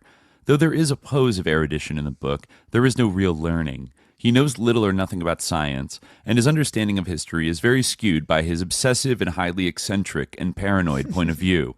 His, quote, hidden masters, supérieurs inconnus, are really fictions, fabrications loosely based on Gerard Encausse, Papoose, his invention of l'Ordre des Supérieurs Inconnus, which was a Martinist occult group. Guénon's is imitating Encausse, who was himself a charlatan. He sees myopically from one point of view, and when I realize that that one point of view, his superior principles, have no real content and confer on him no superiority at all, his whole system falls to pieces. He is openly trying to subject science to ideological control and create a parody of it. Only in fiction can Guénon be lord of the world at last. Reign of Quantity continues Guénon's work in the earlier book, The Lord of the World. In that work, he posited a repressive, idealized utopia that he tried to suggest was real. Guénon imagined himself somehow Lord of the World, the personal conduit of the divine into the world below. Rather like Charlie Chaplin's adenoid Hinkle, Guénon thought, I guess in the the Hitler parody, Guénon thought he was the king of the world. As Schuon would later say of himself, the world is round, I am the king, and I don't know why. That's a funny quote. The genius of Chaplin is to create such a great parody of the cult leader, which is useful even to poke some fun at Guénon's Lord of the World. Guénon's inflated myth is a variation on the Shambhala myth that was popular early in the 20th century. As Victor Tremonti has written, the ancient origins and contents of the Shambhala state make it, when seen from the point of view of a Western political scientist, an anti-democratic, totalitarian, doctrinaire, and patriarchal model. It concerns a repressive ideal construction which is to be imposed upon all of humanity in the wake of an, quote, ultimate war. Here, the sovereign, the Shambhala king, and in no sense the people, decide the legal norms. He governs as the absolute monarch of a planetary Buddhocracy. I guess like a Buddhist autocracy. Yeah. King and state even form a mystic unity in a literal, not a figurative sense. Then the inner bodily energy processes of the ruler are identical with external state happenings. The various administrative levels of Shambhala, viceroys, governors, and officials, are thus considered to be the extended limbs of the sovereign. And then this is a little interesting part here. This author says, the Shambhala myth was of interest to both the Nazis and the Stalinists, precisely because they recognized in it their own need for a centralized dictatorship. All right, stop conflating them. But anyways, Theofascism is not just a religious phenomenon, but also invades the secular states, who likewise try to profit from abstract ideologies and symbolisms. I love when people say that. I mean, I think that, like, War of the World definitely is, like, one of his, like, wilder books, like, and it's like kind of has that reputation, but I feel like this guy is like I don't remember him like saying like I'm gonna be a fascist and like I'm gonna make I mean he is like obviously like his like political like worldview. I mean, not to like defend him too much, but like his political worldview is like not like the clear, well, clearly defined or like well articulated, and like War of the World like does have like some like weird parts, like that's like where he talks most about like a sort of hidden land or whatever like that is out there somewhere. Yeah, but like the I think sort of Shambhala. Yeah, like and when people are like, this is secular theo-fascist, like what the fuck are you talking about? Like that doesn't make any sense. Like this literally is a contradiction in terms. Like it's kind of like when Christopher Hitchens said that North Korea was a theocracy. Oh yeah.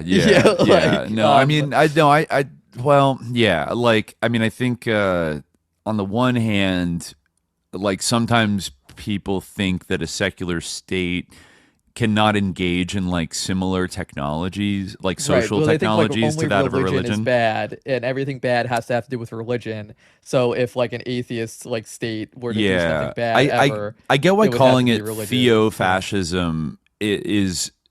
It's sort of like it's redundant, and like to say theo-fascism is not just a religious phenomenon, and it's like, well, if you're calling it theo-fascism, then it like implies that it's inherently a religious phenomenon. Who wrote this? In that case, you might just say like cultic fascism or something like that, like spiritualized fascism or something. Like I feel like calling it theo as if like, you know, it's a theocracy. Like, I mean, actually fascism arose in states that were not explicitly like theocratic, you know, like, so it's you could just say fascism like doesn't just occur within, you know, well, it doesn't, but I guess I guess what they're saying with like theofascism is like this whole kind of a grab bag of beliefs of like traditionalism, probably most particularly of Evola, is a kind of theofascism. But I don't know if that's the label that I would even slap. Like, he's certainly a fascist, but is Evola a theo-fascist? Like,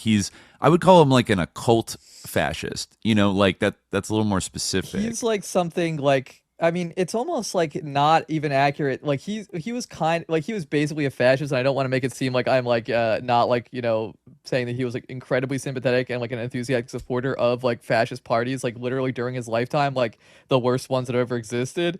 But at the same time, like he like almost felt like they didn't go far enough. Like they were only racist on like the biological level, whereas he was upset they weren't racist on the spiritual level.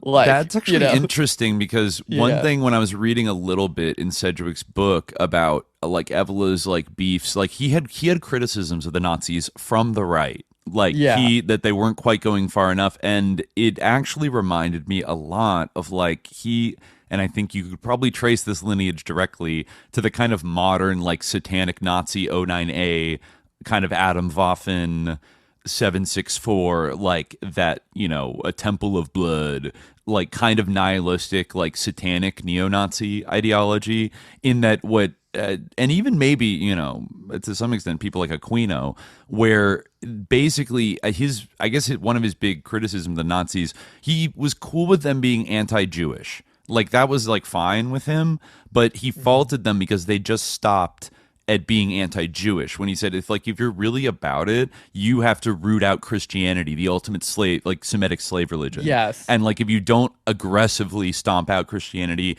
and basically build like a new kind of like neo-pagan, like modern, you know, And fucking also, I think Evola, fascist religion, yeah, you're not really doing the work. And I also think that he felt like that. I mean, maybe the term he would have used would not be like Judaism, but like he like felt that like, you know, oh, like you got rid of like the ethnic Jews, you know, the people who are Jews by blood, but like there's still spiritual Jews out there who like might be like Aryan, you know, and that in a way is like kind of the like he did like the both and, whereas Guénon, sorry, has like a like kind of elitism or like hierarchical view based purely on like one's like nature, like spiritual, like, you know, calling or that aristocracy of the spirit or whatever.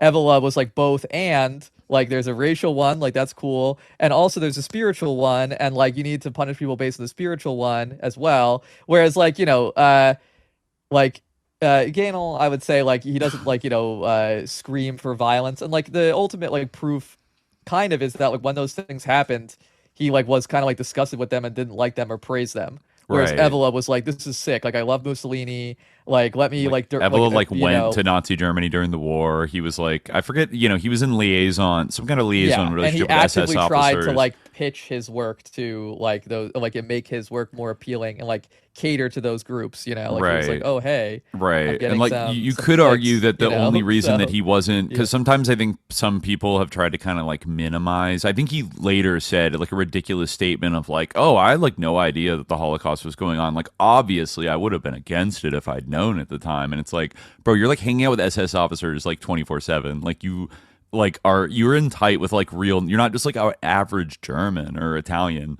like just chilling who didn't like hear the rumors. Like you definitely knew what the fuck was going on. But then, you know, I think one thing you could speculate is like, for people that say like, well, he wasn't that influential on like the Nazis, you could say like, well, maybe the reason he wasn't more widely published is because like they didn't like that he was attacking them from the right for like not being hardcore enough.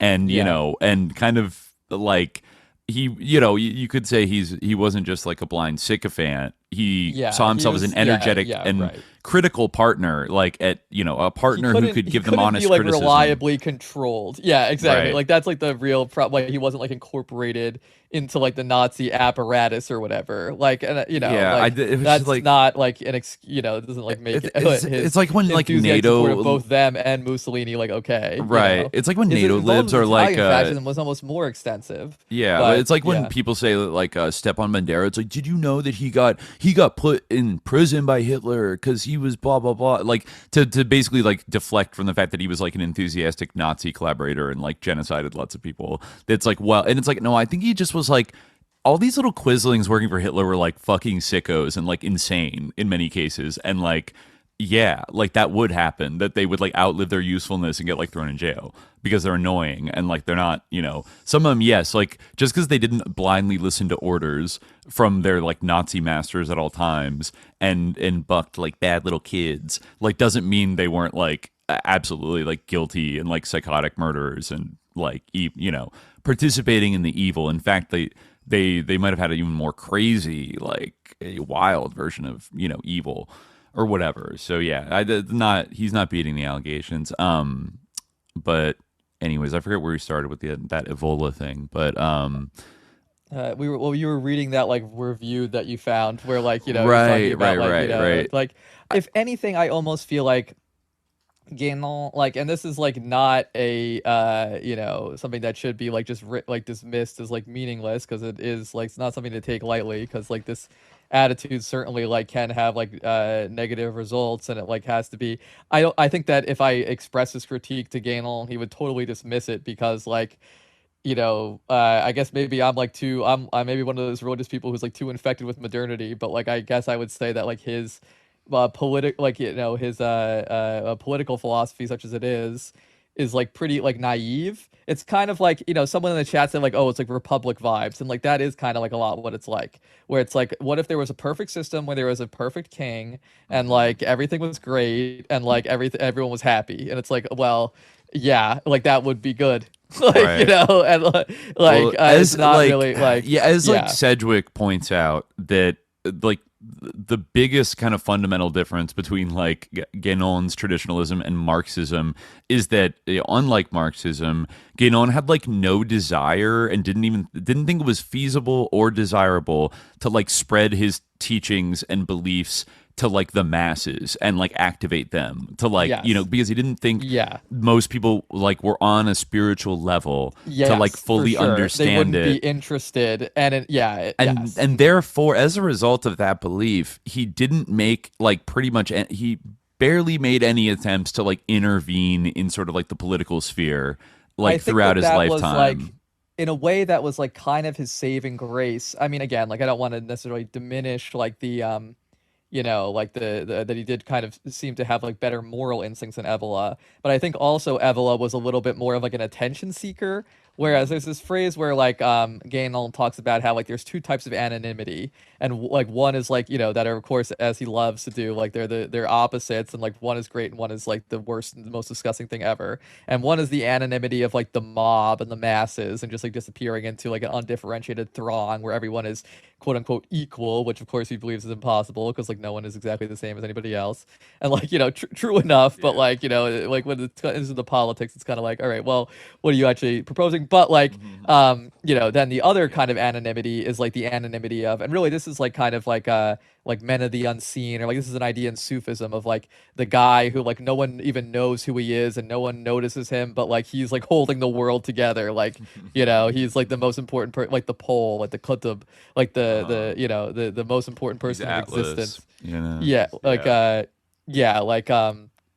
But like he's totally secret, and like he's totally anonymous, even though like actually like all of the world like pivots around him, and like that was kind of like his highest calling. And I think he saw like people like Evola, or like certainly people like Theosophists, like who were basically kind of like grifters in a way. I mean, he like had the privilege to be able to criticize grifters, because I guess like some admirer of him basically like bought him a villa in Egypt, so he could just like chill there and like have a nice family. He survived off of like subs, like like subscribers, like people and like wealthy patrons thought he was cool and like sent him lots of money. And exactly, that's kind of how he how he got by. Yes, exactly. It's kind of, yeah. I mean, you can kind of make some comparisons to the influencer economy today, where like people who like already have their bag can like make these gestures of like, oh, I'm above it all, but then the people out there hustling, like, so he was like really like, I think a little bit contemptuous, or like sort of found it to be vulgar, like the sort of hustling that people like Evola would do, especially. And Evola is like the little like Nicolo Fuentes that like loved like Guénon as like a teenager, and then was like, I want to go out there and just like and then published fucking like Ride the Tiger and I mean that, also that itself kind of an accelerationist I think it certainly sounds that way, the way it's described, and you see that phrase pop up with the kind of neo right, the sort of far right today that are kind of on that Evola tip, of like riding the tiger. It's a little EAC kind of energy. Yeah, like ride the tiger of modernity. I mean that like the principle kind of that is like true, where it's like, yeah, you can't like go back, but it's kind of like we got to like lean into it and like seize modernity by the and like just deal. If you ride the tiger, it will not attack you. Yeah, and then it'll eventually get exhausted or something like that. The tiger, I guess, being like a kind of like forces that are coming to sort of eat you alive. You can ride with them, and you could find a million different ways to contextualize that. Like that's so. The mention of Republic vibes is definitely one of the astute observations of the chat, and the other one, the McGill clan said he's like an idealist trying to come up with Marxism, and that's another thing where like Guénon actually like does criticize idealism. Certainly, like, if you were going to call him an idealist or a materialist, like you'd probably call him an idealist. But like he will probably reject like that, because he like actually considers like idealists and materialists to really like be the same. Like that idealists, like the idealists, like, those who are called such, like are actually just a different kind of materialist. It's I think he talks about this in Crisis of the Modern World. That it's like he let me see if I can kind of demystified, despiritualized materialism pervades. He said, in speaking as we have done of the materialism of the modern civilization, we are aware that some will reproach us for having overlooked certain elements which seemed at least to alleviate this materialism. Indeed, if there were none such, one could truly say that the civilization would probably have already perished miserably. We do not, therefore, in the least dispute that there are such elements, but on the other hand, there should be no illusions on this subject. In the first place, the various philosophical movements that assume labels such as spiritualism and idealism are not to be counted among them, any more than are the contemporary tendencies that take the form of moralism and sentimentalism. We have already explained the reasons for this, and would here merely recall that, for us, these points of view are no less profane than theoretical or practical materialism, and far less remote from it in reality than in appearance. And he says earlier, all that is called spiritualism or idealism is usually nothing but a sort of transposed materialism. And this is true not only of what we have termed neo-spiritualism, but also of philosophical spiritualism itself, even though this holds itself to be the opposite of materialism. To tell the truth, spiritualism and materialism, in the philosophical sense of the words, are incomprehensible apart, being merely the two halves of the Cartesian dualism. There you go. Whose radical separation has been transformed into a sort of antagonism. And since that time, the whole of philosophy has wavered between these two terms without being able to get beyond them. Despite its name, spiritualism has nothing in common with spirituality. Its war with materialism cannot interest in the slightest those who adopt a higher point of view, and who see that these two opposites are, at bottom, very near to being simple equivalents, and that on many points their pretended opposition comes down ultimately to no more than a mere verbal disagreement. I guess he's more idealist than the idealists. Yeah, exactly. He's the true. He's the only real idealist. Compared to him, the so-called idealists are actually materialists. Yeah, that does feel like that critique. I think definitely has some validity if you're targeting it at, say, the Theosophists, who I think that they're kind of a good example of that. Even in the motto I read earlier, where like their mission statement is to access these kind of like mysterious realms and blah blah blah, but it's always like to measure it and subject it to like modern scientific, you know, standards so that it can be understood and like dissected and blah blah blah. And it's like, you know, it has this very like scientific method, like materialistic approach to the sort of, you know, the quote unquote like paranormal or, you know, ambiguous phenomena, like spiritual phenomena. Yeah. And as if you can like whip out like, you know, sensors and like Geiger counters and stuff and like find it when it seems like, you know, a lot of the evidence shows that these phenomena, whatever it is, has a way of evading our measurement instruments. And like that, it's almost an aspect of it. And well, there you go. Well, that's you know, the essence of the quantitative, right? Like, you know, our everything that can't be like measured, is disregarded and like put to the side. Like, if we don't know the data on something, you just like the experts tend to pretend that it doesn't exist. And you've seen that like up to this day with even though some universities have shown like a curious interest in, you know, like Stanford or SRI or Duke, that have researched like, you know, psychical phenomenon and ESP or things of that nature. Overall, the consensus is kind of to like not talk about it and not take it seriously. And, you know, that kind of trickles down, I think, to our, like, for example, our news media about what's reported as like real or not. You know, it's like there's an extreme line of skepticism because an expert can't verify what it is. It's subjective by nature. And so people tend to like not want to get into that that whole field at all, or do it with a kind of bemused distance where, you know, they can't be seen kind of like giving it any kind of credence. Which, you know, yeah, and in fact that's like exactly kind of what he says. He like attributes it to Kant, interestingly enough, where he says nothing exists for modern men beyond what can be seen and touched. Or at least, even if they admit theoretically that something more may exist, they immediately declare it not merely unknown, but unknowable, which absolves them of having to think about it. There are, it is true, certain people who try to build up for themselves some idea of an other world, but relying as they do on nothing but their imagination, they represent it in the likeness of the terrestrial world, and endow it with all the conditions of existence that belong to this world, including space, time, and even a sort of corporality. We have shown elsewhere, and speaking of spiritualist conceptions, some particularly striking examples of this kind of grossly materialized representation. You know, he's talking about like spiritualism, you know, like the kind of like ectoplasm and stuff, like, you know, so exactly what you're talking about. The UFO community today, pretty low key, like, right. But if these conceptions represent an extreme case in which this trait is exaggerated to the point of caricature, it would be wrong to suppose that this sort of thing is confined to spiritualism and to the sects that are more or less akin to it. Indeed, in a more general way, the intrusion of the imagination into realms in which it can be of no service and which should normally be closed to it, in itself shows very clearly the inability of modern Westerners to rise above the sensible domain.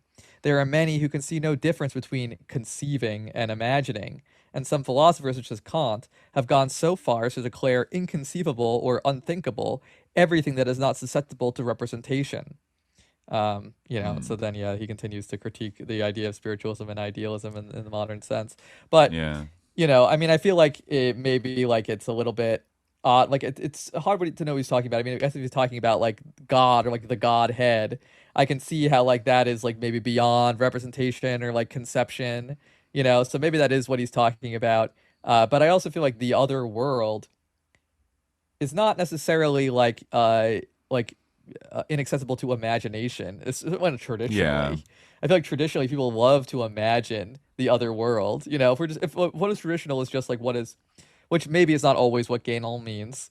He might, you know, sometimes he uses a more narrow sense of tradition where it's like, you know, these certain special people, but you know, like in the past, people love to like imagine the other world like in corporal terms. Mm-hmm. Like, you know, like for instance, astral projections were the ultimate example of that, and that's not something that was like made up recently, you know. Right, like, right. You know, even in dreams, I mean, we kind of do this basically dream, like, you know, our dreams. Is there a reality to dreams? You know, are dreams like a world other than ours? You know, is that like that's a very common idea? You know, in a lot of different like traditions.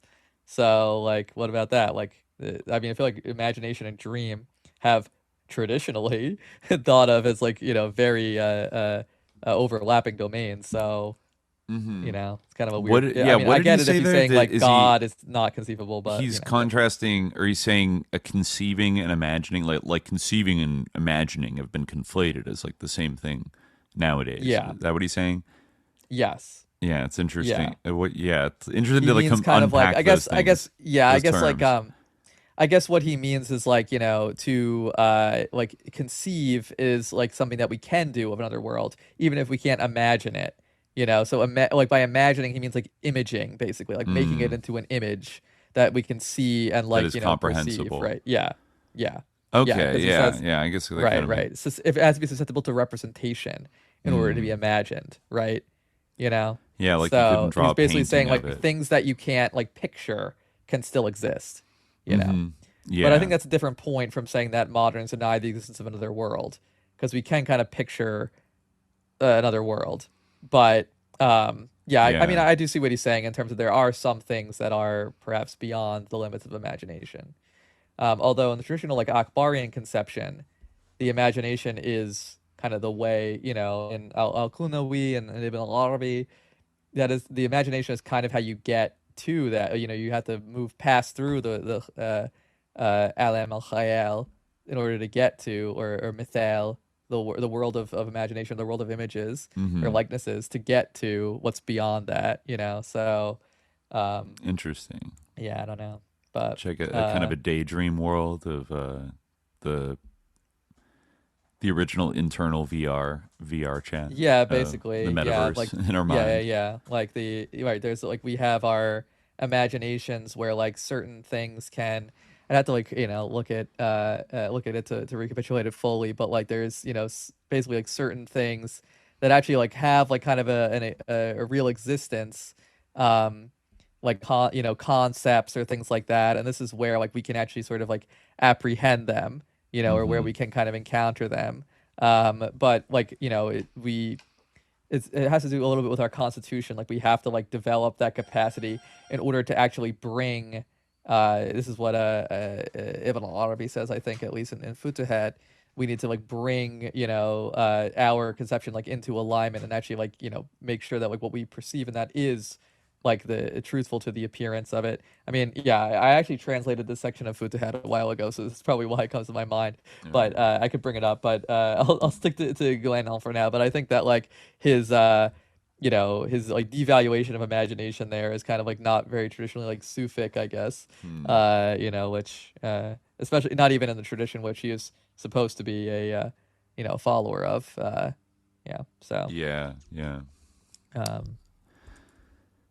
so I don't know what else about Guénon, because we have a little time left. There's we already talked about. I just wanted to mention the reason I started reading that review of a paranoid text is one of the books mentioned in it does seem a little bit interesting. It's called Red Shambhala, Magic, Prophecy, and Geopolitics in the Heart of Asia by Andrzej Znamensky. And it looked like it was published by like a Theosophical publishing company, but I guess it's all about the story about how the Soviet Union utilized like Shambhala myths and like Buddhist kind of beliefs as it, as communists like took power in like Mongolia and like Eastern Siberia in, I guess, like the 1920s and 30s, and people like Gleb Boki, who was like a high level OGPU NKVD guy who was also a paranormal investigator, who eventually was shot in the purges in 1937. But if I do recall correctly, I think Gleb Boki gets like there's a weird like passage in the new Pynchon novel Shadow Ticket where somebody mentions offhand that like the Soviets are experimenting with doing paranormal research out in Siberia with this guy like Stalin's guy Gleb Boki, and some kind of cryptic comment of if Stalin ever comes to believe that he really is under demonic attack, all bets are off, or something like that. It was very haunting, like random fucking like tidy little passage, something like that. But it did make me think, we did one episode about Soviet paranormal research, but most of that was like kind of after World War II, and this was, I don't know, like in the interwar period, and that might be an interesting book to revisit another day about like what were the Soviets, how are the Soviets interfacing with some of these things, some of these same like beliefs in before World War II, and what values did they see in them, you know, as quote unquote materialists, right? Yeah, yeah. That is definitely interesting. But yeah, just want to bookmark that for later. yeah. I'm I'm looking to see you know, what other stuff I have in my my notes here. Like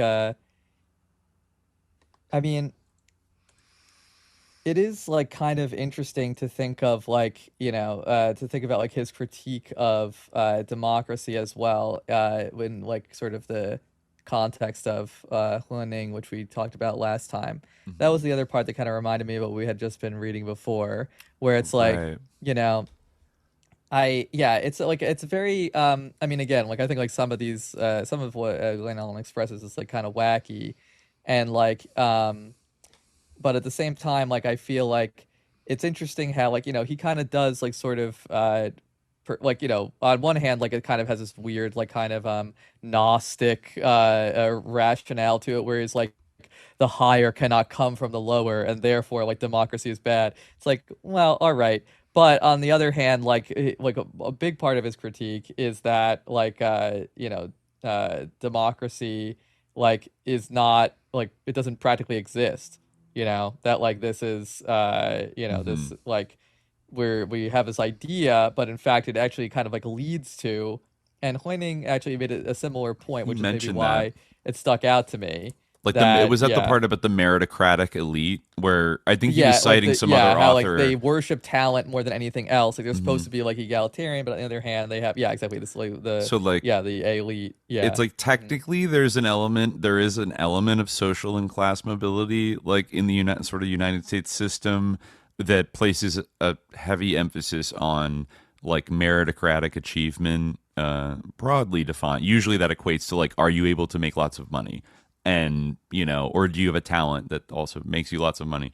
Whatever. Then you can kind of elevate in the social hierarchy. But like that process itself creates a hierarchical society, you know, based on that. And so even though it's like a little bit of a jump ball, though, of course, it's like heavily rigged by, as he says, like you cannot be president of the United States unless you come from like a substantial background, you know, basically like he's, you know, it's like it's very the road is very narrow for like a kind of random person to attain like great power in the United States. So, you know, certain people are born, you know, on third and whatever, but there still is that the ruthless competition aspect, sorted through kind of like mostly like economic achievement largely, creates a rigid hierarchy that, while like the people in it might swap out like every generation, and it's not all, there's always new blood coming into it through that process, but like the hierarchy itself never changes. And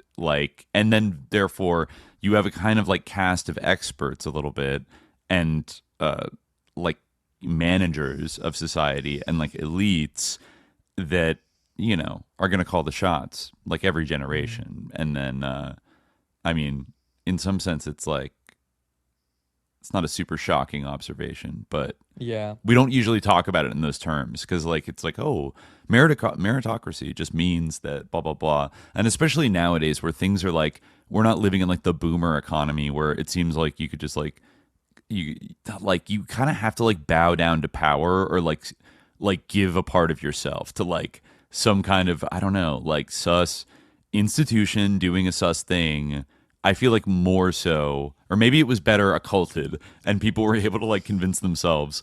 It's not rubbed in your face, folks, as much every day as it is now. If you're on the internet and like you can kind of see, it's like, oh, you know, like I'm working for something that's like evil, you know, but it does feel like they're asking more from you nowadays. Like this like section from Crisis of the Modern World, like, you know, I mean, of course, as we've like talked about, he like kind of believes in like esoteric philosopher kingship if he were to express like what his like political beliefs were. But this, like, again, like when the critique comes in, like it's hard to like take issue with it. Like he says, The relationship, like, yeah, you can take issue with certain like phrasings like this one, but the substance, like, let me read this. The relationship of ruler and ruled necessitates the joint presence of two terms. There could be no ruled if there were not also rulers, even though these be illegitimate and have no other title to power than their own pretensions. But the great ability of those who are in control in the modern world lies in the making of the people to believe that they are governing themselves. And the people are more inclined to believe this as they are flattered by it, and as they are in any case incapable of sufficient reflection to see its impossibility. It was to create this illusion that universal suffrage was invented. The law is supposed to be made by the opinion of the majority, but what is overlooked is that this opinion is something that can very easily be guided and modified. It is always possible, by means of suitable suggestions, to arouse in it currents moving in this or that direction as desired. We cannot recall who it was who first spoke of manufacturing opinion. I guess it wasn't Chomsky. It might have been Edward Bernays. I mean, they were kind of writing in the same era in the 1920s. Interesting. I mean, he wrote a book called Propaganda, but he used, I think, what's the more popular version of that term? Manufacturing consent.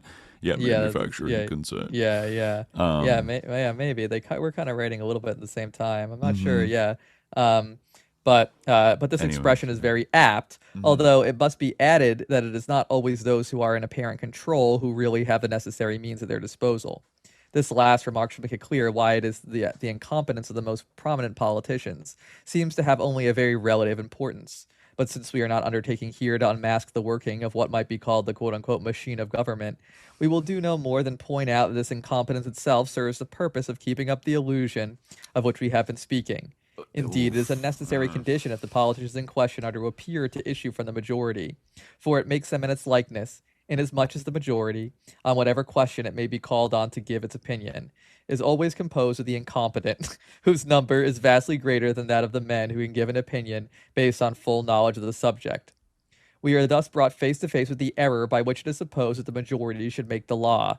Even if this idea necessarily remains mainly theoretical, it cannot correspond to any effective reality, an explanation is nevertheless called for as to how it has come to take root in the modern mental outlook, and which are the tendencies it corresponds to and which it satisfies, at least in appearance. Its most obvious flaw is the one we have just remarked on. The opinion of the majority cannot be anything but an expression of incompetence, whether this be due to lack of intelligence or to ignorance pure and simple. Certain observations of mass psychology might be quoted here. In particular, the widely known fact that the aggregate of mental reactions aroused among the component individuals of a crowd crystallizes into a sort of general psychosis whose level is not merely that of the average, but actually that of the lowest elements. It should also be noted, though in a slightly different connection, that certain modern philosophers have even tried to introduce a democratic theory, according to which the opinion of the majority should prevail, into the intellectual realm itself. And he goes off for a little bit around here, just, but he says... about this sort of philosophical theory of like the majority rules and a criterion of truth. In this domain, the groundedness of the theory is even more obvious, as it is easier to discount the influence of sentiment, which, on the other hand, almost invariably comes into play when one has to do with a field of politics. It is this influence that is one of the chief obstacles in the way of an understanding of certain things, even for those who would otherwise be of an intellectual capacity amply sufficient to understand them without difficulty. Emotional impulses hinder reflection, and turning this incompatibility to account is one of the vulgar tricks practiced in politics. I agree with a lot of like what he said, and a lot of it really hits to like, applies to exactly today where we're at. It's like I wish he would emphasize a little more of like, they're doing it on purpose, folks.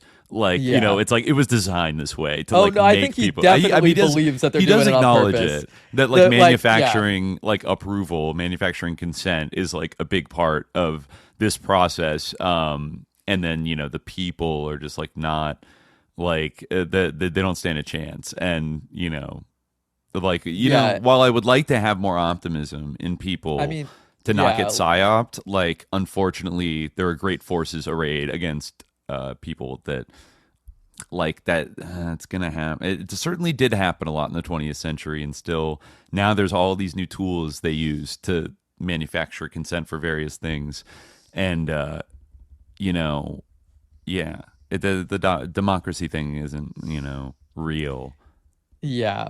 I mean, like it, like I guess what he believes is that like this is like the work of, I guess he definitely believes like in an intellectual elite, but I guess he also, I guess this might fall into the sort of paradigm of like from anti-tradition to counter-tradition, where like you have this kind of like a sort of like basically a sinister, like malefic Dark elf. sort of like like dark elite, like the kind of people who put the curse on that guy. Hold on, let me look up who it is, because I definitely got his name wrong before. The curse on the guy. He was talking about this intellectual here, Léon de Pensens, who I guess was a like French Catholic, traditional Catholic journalist and essayist, who wrote numerous books and articles critiquing Judaism and Freemasonry. Okay. So I guess Evola brought him up in like a letter to he was a devout Catholic and counter-revolutionary. He was big anti-communist, and he a big opponent of Freemasonry. I mean, I guess typical like traditional Catholic bugbears were like his, So anyway, like I guess Guénon speculated that he like basically like was like ensorcelled by as far as for Léon de Pensens, it is a matter of a rather unpleasant story. Shortly before the war, a certain Yves Longluguet was his secretary, who took part in a group of dangerous sorcerers. He himself was a victim of these people, and concerning the people who by chance saw him again around 1940, they reported to me that he seemed to have undergone a true collapse. I never knew what became of him since, but in such conditions, I have many doubts that he can still be alive. And the editor here says he actually outlived both Guénon and Evola. That's funny. So that was wrong. So I guess that first read didn't work super well. But yeah, I guess Evola, like we don't have Evola's letters in this exchange, but I guess Evola wrote back, or I don't have them. I haven't seen them. But I guess Evola wrote back like, what? Like, whoa, that's crazy. Like, what exactly happened? And he said, if I learn something about Léon de Pensens, I will let you know, but I still don't know what happened to him. I believed, I no longer know exactly why, that he had to retreat to Switzerland during the war, but I was not able to confirm that. Regarding evil spells, there is a great difference between true sorcerers like those with whom he had to deal and simple occultists. The latter, notwithstanding all their pretenses, never reach any effective result. There have often been some of them who attempted to do something against me, and, also like you, I have never heard anything about it at all. On the other hand, when you think that things of that type should not be able to strike those who have a true spiritual vocation. However, I don't think that this can be said to have been the case for Léon de Pensens. You just have to shade this guy after telling a story about how he was cursed by sorcerers. It's like, well, but even people with a true spiritual vocation can be attacked. I mean, maybe Evola said like, wow, I can't believe that's so spiritual. And it's like, well, he wasn't, but also like spells can affect you if you have a true spiritual vocation. If you're dealing with truly evil sorcerers. So he definitely like wasn't there's another part in, I forget which of his writings it is, but he talks about like the sort of actually the symbolism of the egg, the cosmic egg. Okay. And he talks about how in the modern age the world has become like incredibly solid and like completely encased by an egg-like structure, actually. What? And like the world has always had walls, right? Again, I'm kind of paraphrasing, I'm just doing off the dome because I kind of forget even what the reference is, and I don't think I took a note of it, but so the world has always been imagined as having walls, right? And you actually kind of see this in modern flat earth theories where they have this idea of the ice wall, right? True. And this is also the wall of Gog Magog in the Quran, right? Or Yajuj and Majuj, right?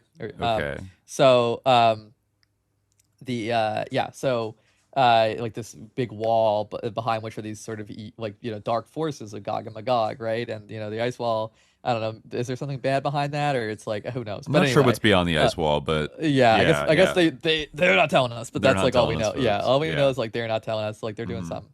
But okay, anyway, so like we've always saw the world's walled, but like walls don't necessarily have like a ceiling in front of them, right? Like on top of them, right? True. This is like the level on which going on. It's like sort of like symbological like etudes like are operating. It's like very expressionistic and like just a random like a chain of association. But anyway, so walls don't necessarily have ceilings, especially not those type of walls like the Great Wall of China, right? It's not like there's the Great Roof of China. So like that's different from an egg, which is a shell on all sides, right? Okay. But there are now fissures in the egg. Now that I'm saying this out Cracks loud, like in the egg? there's cracks in the egg, and like the cracks in the wall of Gog and Magog, the evil forces are coming in, right? Wait, there's still a wall, but we're encased in an egg. Well, the egg is the wall. The wall is now an egg wall. It's like a shell all around us. Oh, right? they've expanded the wall to become an egg. But Yes, it's like exactly. an egg prison. Because we used to be open. The wall used to just be against see. the evil forces. They built a roof over it. But now it's against the high forces, like the good forces, the spiritual forces from above, right? So, but so then the egg, like now the egg is cracking from below, from the negative forces, but because now we're in the egg, we can't, the good spiritual forces can't come in from above to help us against the negative forces. So that's the thing. Like, so in a way, like, that's even though the thing, what do we do? I don't know. Like, we're encased in this egg. So modernity has encased us in this egg. Oh my god! Like trying to wall us off from all of these, non-empirical forces, right? But like in so doing, we've actually we fucked ourselves, I guess, because like the egg isn't strong enough to keep out the negative forces, but like it is, I guess, keeping out the good forces. So like we've actually stuck in made ourselves egg purgatory. We've made ourselves like more vulnerable to what? No, like we're not because but it's cracking. So the hell only the bad is like only the bad bubbling forces are coming into the egg. Oh my god! But and the good forces are outside the egg. It's weird because things usually exit an egg like a yolk if you crack it, rather than things entering an egg. But I think that kind of has to go with the whole idea that like we are gonna emerge from this egg because this is Kali Yuga, and it's like, cracking because we're growing. Theoretically, eventually we will emerge from this, in some way, or the world will just end. Interesting. But the idea is that this is like the end of a world and like of a cycle, and that like there is he says he doesn't want to do it, he doesn't care about optimism or pessimism, but he does like kind of say like you shouldn't give into despair because maybe like the tradition can survive and bring us to like a new situation. The egg could hatch a new. We could go into a different paradigm. Whoa. I guess. Yeah. Okay. I mean, now we've talked about this so much. I might find it in a second, but yeah. So it is like I'll find it in a second. But I also wanted to read before I leave "Crisis of the Modern World" behind. I did want to read like his, and it comes right after what we were talking about before, but I didn't mention it. Like it is when he actually mentions like historical materialism. Like he says and obviously he's critical of it. He's definitely not like pro-socialism or anything. He's very much anything that's like the masses or whatever he's like against. So he says our contemporaries are convinced it is almost exclusively economic conditions that dictate historical events, and they even imagine that it has always been so. A theory has been invented according to which everything is to be explained by economic factors alone, and has been significantly named historical materialism. Here also may be seen the effect of one of those suggestions to which we referred above, suggestions whose power is all the greater that they correspond to the tendencies of the general mentality. And the result of this suggestion is that economic factors have really come to decide almost everything that occurs in the social sphere. He never really like traces like who is supposed to be giving these suggestions, but he does like kind of like ominously say like it's a suggestion in the full sense. I feel like he's saying like this is like one of those like evil suggestions from like some other force that's like kind of like hypnotic in a way, whether it's like comes from like these infernal powers or something, Devil but it's like on the shoulder. It's something that like kind of is like hypnotically reinforced. But anyway, so the result of the suggestion is that economic factors have really come to decide everything that occurs in the social sphere. It is true that the masses have always been led in one manner or another, and it could be said that their part in history consists primarily in allowing themselves to be led, since they represent merely a passive element, or matter in the Aristotelian sense of the word. But to lead them today, it is sufficient to dispose of purely material means, this time in the ordinary sense of the word, and this shows clearly to what depths our age has sunk. At the same time, the masses are made to believe that they are not being led, but that they are acting spontaneously and governing themselves, and the fact that they believe this is a sign from which the extent of their stupidity may be inferred. As we are speaking of economic factors, we will take the opportunity to point out a widespread illusion on the subject, namely that of supposing that a relations established in the field of commerce can serve to draw peoples closer together and bring about an understanding between them, whereas in reality they have exactly the opposite effect. Matter, as we have often pointed out, is essentially multiplicity and division, and therefore the source of struggles and conflicts. Also, whether with peoples or individuals, the economic field is and can only be that of rival interests. In particular, the West cannot count on industry, any more than on modern science, which is inseparable from it, to serve as a basis for understanding with the East. If the Orientals, but Easterners, you should say, but that was what people said at the time. If Easterners bring themselves to accept this industry as an unpleasant and moreover transitory necessity, and for them it could never be anything more than this, it will only be as a weapon to enable them to resist the invasion of the West and to safeguard their own existence. It should be clearly understood that this is bound to be so. Easterners who bring themselves to consider economic competition with the West, despite the repugnance they feel for this kind of activity, can do so only with one purpose: to rid themselves of a foreign domination that is based on mere brute force and on the material power that industry itself supplies. Violence brings forth violence, but it should be recognized that it is certainly not the Easterners who have sought for war in this field. That's a very good point. That is a good point. Yeah. Yeah. And you see it as, like, that is interesting, an idea of, like, the Eastern cultures using technology and science and things like that as a tool to, like, get somewhere, and Westerners, like, worshiping it as, like, the kind of the truth itself, and, like, the kind of end, goal of everything, like, is just, like, as an end in itself, like, just advancing technology until, like, I don't know, magically one day we'll, like, know everything. And, it's a very quantitative way of thinking, isn't it? That if we just accumulate more scientific discoveries and breakthroughs and techniques and engineering stuff and whatever, and build little space rockets and go up there and everything, like, one day it's just gonna tumble out of the cosmos or something, or it's like the there's gonna be an equation that just boom, mic drop. Yeah. And then, like, everything, it's a very shaky kind of, like, I mean, like, it's like, it's true, but it's also kind of true. Like, it really is, like, that is kind of like what did happen, like, with things like, for like things that, like, originated in colonial European powers, like aviation or whatever, or even, like, the institution of the newspaper or something like that, which, like, maybe had some precedence in other parts of the world, but, like, really was kind of seen, at least in, like, for instance, in the Arab world, as being, like, a European invention that was, like, adopted. And it is true that there kind of were always, like, people who were like, no, like, who were opposed to that, and they were like, no, I don't want, like, I don't want to have a movie theater, I don't want to have this, I don't want to have, like, a newspaper, I don't want to, like, use guns, that's, like, there's this hadith that says, like, you can't strike the face, and, like, these guns are gonna, like, things like that. But there were always people who were like, well, if we don't use this, then we're gonna get murdered behind. And, like, we're gonna be dominated and enslaved, and we need to fight back, like. And then, that was totally a really good point. And but, like, but it's true, like, people, they didn't adopt, like, these Western ways because they wanted to. Whether even things like, even, like, a great example is theater, like, European style theater. Like, you could not make a connection between European style theater really and, like, being able to win a war.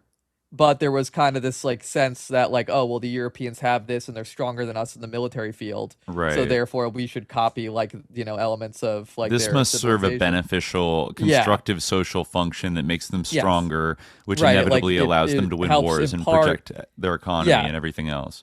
It helps impart, like, moral values on a mass scale. Like, it helps, like, you can show, like, this is a bad behavior, and, like, you show it to a bunch of people at once, and, like, show the same message in a large venue to, like, many people in, like, in a spectacular way or something. People made up different arguments, but, like, there you go. And so like that, like, that kind of did, like, that kind of is true. Like, that is sort of what happened, that there was a sort of imagination that, like, we're becoming close because they're becoming like us. It's like, well, no, it was only because they wanted to fight that this happened, and it wasn't like, there are some exceptions, where it's like for like moral uplift or whatever, but definitely is a dominant theme for sure that he observes if he's a little bit too absolute with it. Yeah. And he is, yeah, I mean, he is also like this, honestly, I'm gonna move on in a second, but like this, honestly, this kind of could be read like, like into like even like the Iraq War and stuff like today. Like, moreover, apart from the question of the relations between East and West, it is easy to see that one of the most conspicuous results of industrial development is that engines of war are being constantly perfected and their power destruction increase at an ominous rate. This alone should be enough to shatter the pacifist dreams of some of the admirers of modern progress.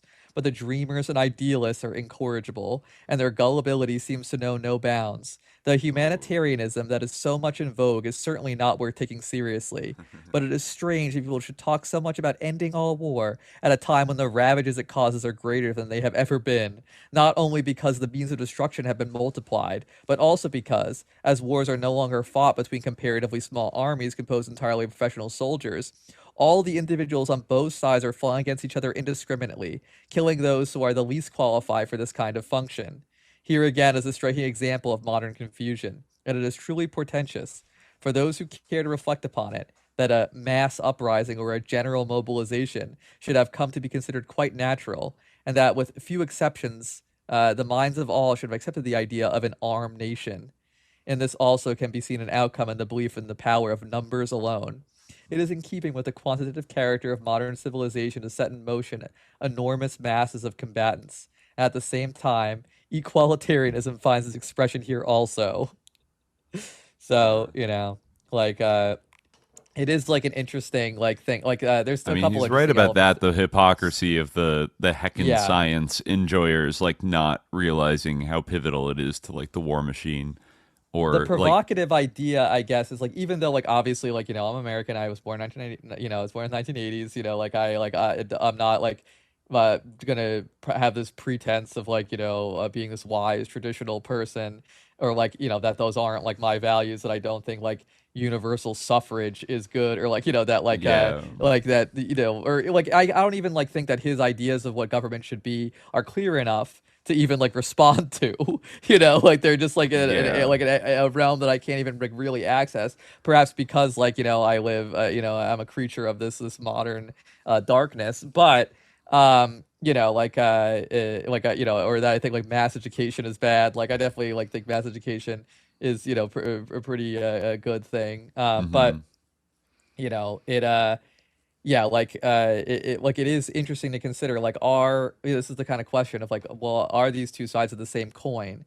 Like when we talk about like the issue of like the development of like these sort of like Kantian like ideas at the same time that we had like unprecedented genocide and imperialism, or even before that, right? Like the sort of like like the connection of like the Renaissance with humanism and 1492, colonization of the Americas, where we have like the most anti-human like and like evil like behavior happening on a global scale. Absolutely. Like it's like it is really the like, Renaissance of what exactly? Like what was Renaissance? It is true. Like, there is something like, I was thinking about this. This is kind of apropos of nothing, but like, to those ships, living on those ships, like to sail across the Atlantic Ocean in the 16th century or the 15th century, or whatever, the turn of the 16th century, like that was such a brutal and awful thing to experience.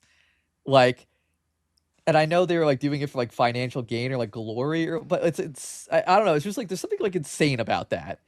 Like to get like, and there's like a romance of it, so maybe it's not clear like what like, because we have these like sort of like romantic ideas of like what it's like to live on a ship, like a pirate's life for me. Like it was like, it sucked. miserable. They didn't they like not figure out the scurvy thing for like a long time, and everyone would just get scurvy, and they're like, oh, you got to eat like limes. It was like you don't have enough.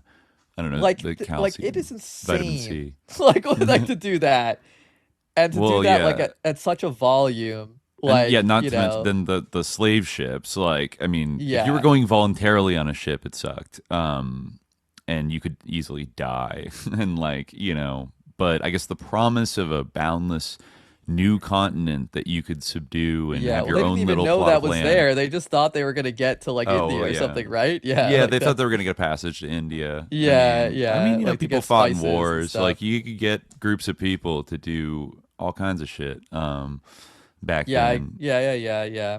Yeah, But- even today. But Fighting in wars is one. I don't know. Yeah, I mean, wars are also miserable and like you'll die. But Yeah, whereas on the like, boat you might live, and you might live in the war too, though. I don't know. There's something Yeah. crazy about getting in the boat and being like, I'm gonna go around the world. you're sussed out Like- by boats. You're sussed out by boating, the ways of I mean, boating. I I get think it. that being like terrified of the ocean is like somewhat normal. It's fair. It's so like, big. would you want to sail across the Atlantic Ocean in a 16th century boat? Not really. Not really. No. Yeah, I mean, I guess I No. wouldn't want to fight in a 16th century war either, but I probably would rather do that Yeah. Yeah. because, like, if you get like, at least it's over quickly if you like get hit by some kind of musket or whatever. Or, No, like, then you like die like arbalest. sepsis. So like they got to cut your arm off. Like that shit sucks. There's no antibiotics. Like no. I mean, in some ways, Yeah, that could the happen modernism too, but ain't all something bad. miserable could happen, and honestly, like, yeah. It might be a petty salve compared to the loss of the great capital T tradition, but we got some good things out of it. Well, like antibiotics are one of the very good. Yeah, for sure. There's one article I wanted to squeeze in at the end here because it was one of the first things I looked up, but I almost had forgotten about it. But it is interesting, and it ties back to like the question of like Guénon and his influence today, because there actually is one very big royal example of him having a lot of influence right now. And this is actually an article from Mark Sedgwick in 2023. Same year he published the book in Commonwealth. How do you say Commonweal? Commonweal?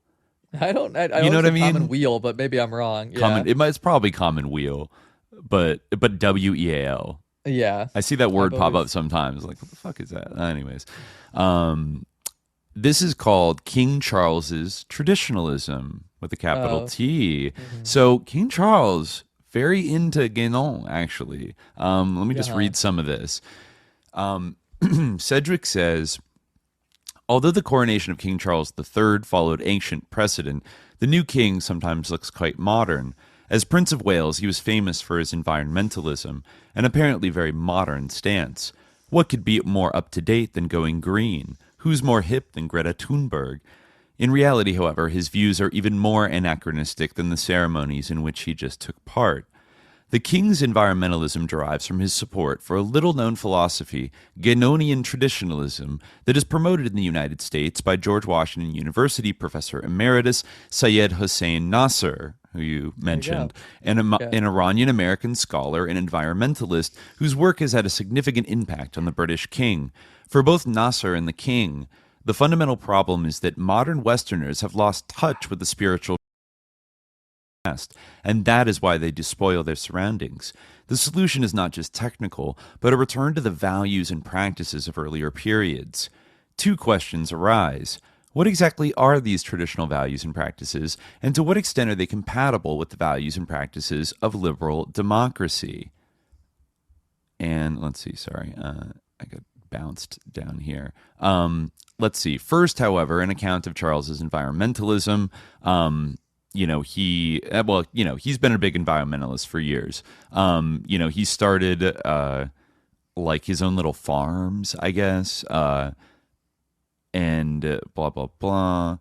Yeah, the Duchy organic brand, I guess, is what he founded like in the 1990s, that makes oaten biscuits grown organically on the prince's own lands, blah, blah, blah. He wrote a book called Harmony, A New Way of Looking at Our World. It says that, in this book, to solve the environmental crisis and restore harmony to the planet, he argued, we need a new way of looking at things. Without a shift in perspective, any good done will remain isolated and marginal. Real improvement depends on viewing the relationship between people and nature in terms of, quote, traditional philosophy. Prince Charles does not cite sources for these ideas. Harmony was not that sort of book, but his arguments closely resemble those made since 1966 by one of America's most creative Muslim thinkers, Syed Hossein Nasr. Nasser, who was born in Iran but educated at MIT and Harvard, has lived in the U.S. since the Iranian Revolution, which, ironically, he both opposed and helped produce. Interesting. He opposed it because he was close to the Shah's wife, Empress Farah, and because he saw the revolutionaries as untraditional. But his criticism of modernity and emphasis on traditional spirituality helped turn many young Iranians' attention toward Islam. Nasser was not just a royalist, however. He was one of the earliest religious philosophers, and certainly the first Muslim, to focus on the environmental crisis that was becoming apparent then. He was preceded only by a small handful of Christian thinkers, principally H. Richard Niebuhr in the 30s and Joseph Sittler in the 50s. Nasser argued, like that's bullshit, to be honest. But anyway, what? Like, What is? like, that he's like the first Muslim thinker to care about the environment. I feel like that's like pretty, and also like But anyway, one of the earliest religious philosophers to focus on the environment. Yeah, I'm not sure. That sounds a little unlikely. But anyways, unlike Prince Charles, Nasser does cite sources. His thought is a development of the traditionalist philosophy espoused in the 1920s by René Guénon. Guénon held that there had once been a primordial tradition, philosophical, religious, and spiritual, and that this primordial tradition survived as the esoteric core of all the world's great religions. Blah, blah, blah. This is perennial philosophy. Prince Charles's traditional philosophy is much the same as the perennial philosophy or primordial tradition. And let's see. It has, this has survived. Nasser was the first to apply Guénon's analysis to the environment. That might be true. For Nasser, the loss of the primordial tradition in modernity led not only to prizing technological innovation above metaphysics, but also to the technological exploitation of the environment and a lack of respect for nature and appreciation of natural beauty. It's not clear whether the then prince was influenced by Nasser directly or adopted those perspectives from others in the group of Guenonian traditionalists to which Nasser belonged. A lot of them, 3 leading traditionalists and 1 leading traditionalist sympathizer were English, and all 4 were friends of the prince. The most important was Martin Lings, a scholar who, as a young man, had shifted his focus from C.S. Lewis, with whom he had studied, to Guénon, who he assisted during the latter's last years in Cairo. Lings had also become Muslim and followed the Sufi path. He was the leader of the traditionalist community in England, wrote books on Islam, Sufism, and the tradition, and regularly visited the prince.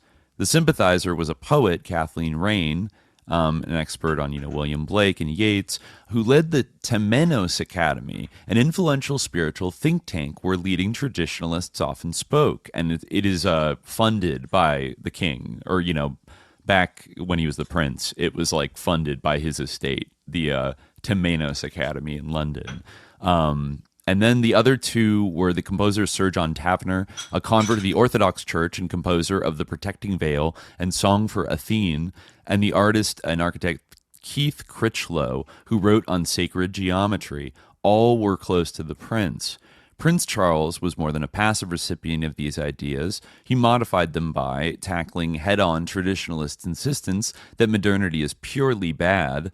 This is clearly not the case, and Prince Charles admitted as much, accepting that modern life is easier and more comfortable than medieval life. Blah, blah, blah. In addition to his architectural interventions in duchy organic foods, he supported Raine's Temenos Academy, and the Prince's Foundation School of Traditional Arts. And then there is, I heard about this actually, I didn't realize this had a Guénon connection. There is Poundbury, a, quote, traditional town started by the Prince in 1993 and due for completion in 2025 with an expected population of 5,800 people. Absolutely no carbuncles and respect for sacred geometry. Again, many have ridiculed the project, but time seems to be proving the Prince right. Yet there is a dark side to traditionalism. As well as inspiring both Nasser's support of the Shah and some young Iranians' turn to Islam, traditionalism's critique of modernity has inspired political actors from Julius Evola and Alexander Dugin to Steve Bannon. Of course, Bannon's role in securing the election of President Trump is well known. Blah, blah, blah. Evola was sus and inspired people to do terrorism and etc. It also, many of these currents see liberal democracies as a modern aberration and regret the loss of a hierarchy in which traditional sacred authority derived from a priestly caste, from which it passed to a warrior ruling caste, and only there from the bourgeoisie to the bourgeoisie and the people. This analysis can be questioned on historical grounds, but it fits neatly within the traditionalist worldview. So, yeah, interesting. It's not clear how much, Guenonian traditionalism King Charles is trying to implement. But the British publication Unheard did publish, actually in 2022, a year before that, a article called Charles will be our perennialist king. He will protect the realm from modernity. So people are hoping for it, I don't know. I mean, yeah, that's definitely true about King Charles, that like he definitely had like interest in like Islam and Islamic philosophy. I remember like my mom like texting me like, "Did you know King Charles likes this? But you probably think this is like a deviation." And I'm like, "What are you talking?" Like I was like, she thinks I'm like a Salafi or something. She thinks I'm like this like insane like guy who's like upset that like King Charles looked at a book of sacred geometry or something. It's like, Mom, it's sus because like it's like a Nasser like Shahism, it's like all a bunch of bullshit made up by Henri Corbin, and like not because it is like Sufism. Yeah. No, there's other reasons. I guess Charles has invoked the concept of the reign of quantity before and lamented a world, which no longer reaches for God.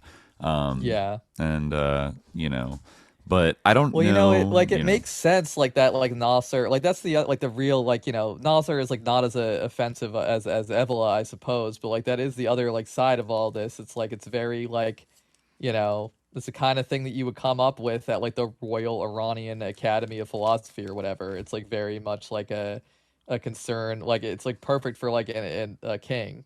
Like it's the perfect philosophy for a king, and we in a do... way, because it's all about like the spiritual generation of people, right, and not about right. like they're like I mean it does like it doesn't like it does dig into the material conditions, but like it's doesn't require that you stop being a king. In fact, like it could be like great to have a king, and like even more of a king, like it's you can definitely see how like that's the type of thing that would go over well with like Pahlavi, right. And a lot of the people today that are kind of aching for some return with a V of that type of thing, of a sort of entrenched elite aristocracy that has the noblesse oblige, but to guide the lower rungs of society to like a glorious like future, and this sort of like right to rule sort of thing that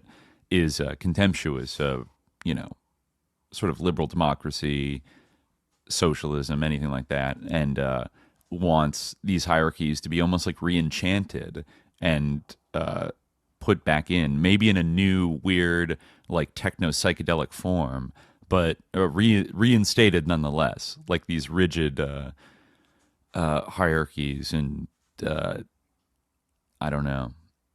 So that part of it susses me out, because I think even completely aside from Guénon's intent in writing any of these things, I think that's why maybe we're seeing its continued relevance in the modern, and people he inspired like Evola, is because I think, as we've seen, he is a pretty incisive critic of like liberal democratic modernity and like its shortcomings, right?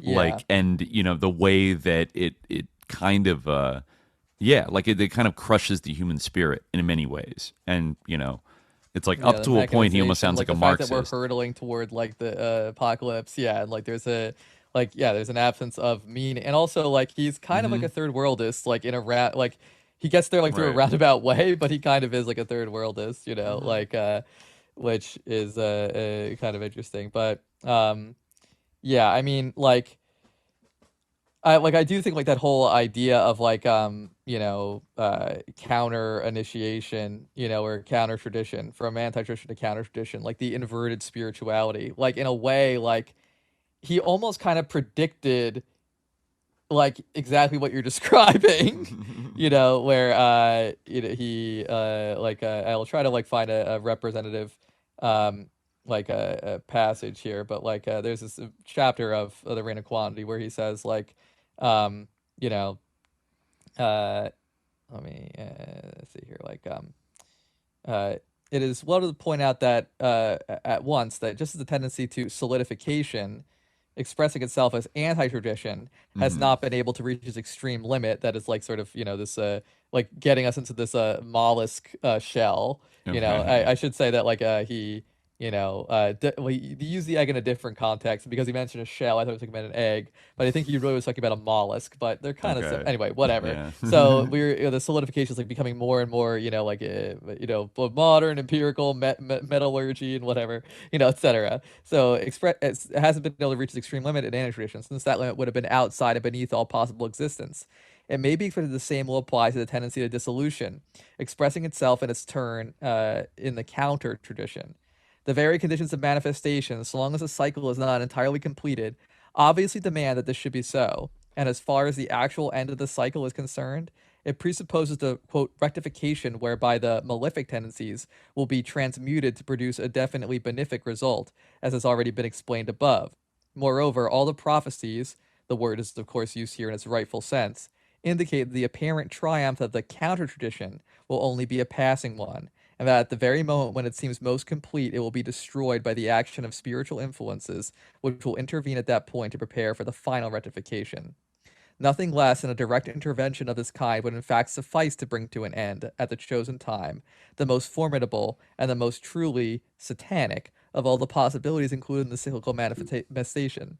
But that is enough by way of anticipation, and it is now necessary to continue with a more careful examination of the real nature of the counter-tradition. For this purpose, the part to be played by the counter-initiation must again be referred to. After having worked always in the shadows to inspire and direct invisibly all modern movements, it will in the end contrive to exteriorize, if that is the right word, something that will be, as it were, the counterpart of a true tradition, at least as completely and as exactly as it can be so, within the limitations necessarily inherent in all possible counterfeits as such. Just as initiation is, explained, the thing that effectively represents the spirit of a tradition, so will the counter-initiation play a comparable part with respect to the counter-tradition. But obviously it would be quite wrong and improper to speak of the spirit in the second case, since it concerns that from which the spirit is most completely absent, that which would even be its opposite if the spirit were not essentially beyond all opposition. Nevertheless, opposition is undoubtedly attempted, and is accompanied by imitation in the manner of the inverted shadow we previously referred to, or the inverted shadow previously referred to, on more than one occasion. That is why the counter-tradition, however far it carries the imitation, will never succeed in being anything but a parody. It will be the most extreme and the most gigantic of all parodies, and we have only so far seen, despite all the falsification of the modern world, some very partial trials and some very pale prefigurations of it. Something much more formidable is in preparation for a future considered by some to be near, the growing rapidity of the succession of events today being an indication of its proximity. Then he says, I'm not going to bother with actual dates, but, so basically he's talking about like this, like a false, like tradition that will like appear to be, this actual, tradition, like a parody of it, right? And again, I don't want to read too much of this. I know I read some of on the past episode, but I mean, it's like again, it kind of that's an interesting observation that you could draw some parallels to certain people today that like on the surface they're Christians that are just deeply interested in like the Antichrist, and then they act and look like the Antichrist, and are behaving in this like horrifying way, and like the grossest parodies of you could say every actual tradition that was worth anything are like reigning the world right now, running rampant, just like the most egregious parodies and counter initiatory mockeries of things that maybe existed in previous modernity or even further back. I mean, he even has this is a pretty famous Guénon quote, I think, where he says that the most diabolical trick of all is perhaps that which consists in attributing to the Orthodox symbolism itself, as it exists in truly traditional organizations and more especially in initiatic organizations, the latter being specially liable to attack in this case. The inverted interpretation is that is specifically characteristic of the counter-initiation. And the counter-initiation does not fail to take advantage of this method of promoting confusions and uncertainties when it can derive some profit from them. This is really the whole secret of certain campaigns, very significant in view of the character of the present period, conducted either against esotericism in general or against any one initiatic form in particular, with the unconscious help of people who would be very astonished and even appalled if they could become aware of the use that is being made of them. Unfortunately, however, it sometimes so happens that people who imagine that they are fighting the devil, whatever their particular notion of the devil may be, are thus turned, without the least suspicion of the fact on their part, into his best servants. No, yeah, no, we've been saying that. That is Yeah, true. yeah. Yeah, we got to agree with him on that one. Yeah, Like the yeah. most effective devil supporters are often like, you're kind of Yeah, like the fiercest like ostensible opponents of the devil. right. Like look and who sometimes who cooked up are QAnon and threw it out to the public like Chum. And then, meanwhile was like building like a fascist, like techno state, like with a bunch of pedophiles, like, Yeah. pretty much confirmed pedophiles at this point that they like miraculously never notice or will go after. And meanwhile, like the good, Christians that want to save the children are cheering them on. Like they've been hoodwinked, and it's dangerous sometimes, like, I don't know. It's easy to polarize people and then get them to fight against get them to fight for their greatest enemies, and undermine themselves while thinking they're fighting like the good fight. And, yeah. Yeah. Yeah, so watch out. Yeah, Be watch careful out. there. Yeah. So yeah, I think we'll see. Like, I think that this one definitely, like, you can harken some of these themes back to the Rosicrucian episode, and I think that we'll see like a surprising, like, I mean, obviously doing an episode on Evola, like, down the line, like, obviously would have like clear relationships, but like also like the Gerard episode we've been talking about for a while. I feel like we'll see Yeah. like more parallels there than we might like seem like we might Right. guess.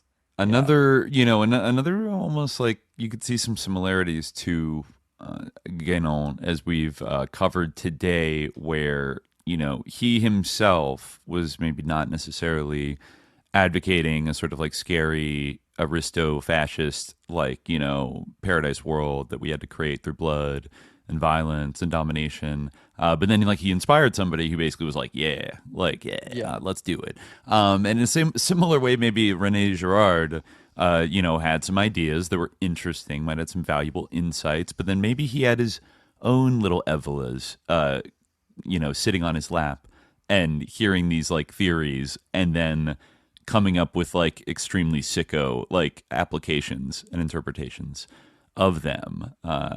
That perhaps, Girard himself would not have endorsed. I think we're going to see some parallels with that, that take us right up to the present day. Yeah, I mean, I really don't know like what to. Yeah, like we'll see. Yeah, I'm looking forward to getting deeper into Gerard and reading him more deeply. But I definitely can see like some overlap there. And I think like I mean he is like I think it's like the comparison with like someone like Marx, who I feel like he does kind of like have maybe not the same profile, like obviously like Marx is like this huge figure, but like you can see like he does have like the figure of Guénon himself does kind of have this aura. He's still aura farming in the today among like certain people, and you got like the King of England standing him, and like and like it like in a way like there's sort of a like these are both like applied to the same problems by like people, like both those things are applied to the same problems like by people today. These are like two like kind of like the sort of the like the intellectual problems that he was dealing with like are still like very much alive, and like they haven't really been like not like neither of those things who I just mentioned, like the problems to deal with have been like resolved, have not been resolved. And I think it's like an interesting like kind of eschatological like counterpart in some ways, and I think like some like obviously some of the things he says are like wild, but others like are, like, oh, worth taking seriously in a way. Mhm. Perhaps all the more so because like they, of the wild aspect of it. Um, Right, and like the unlikely influence, the trickle down influence that some of the aspects of these ideas have had on the sort of like dark counter Enlightenment folks that are yeah, in very powerful positions right now, and seem like they want to shape our world in some big ways, and you know they want the West to like return with a V yeah, to something, and I'm not exactly psyched about what they want to return to.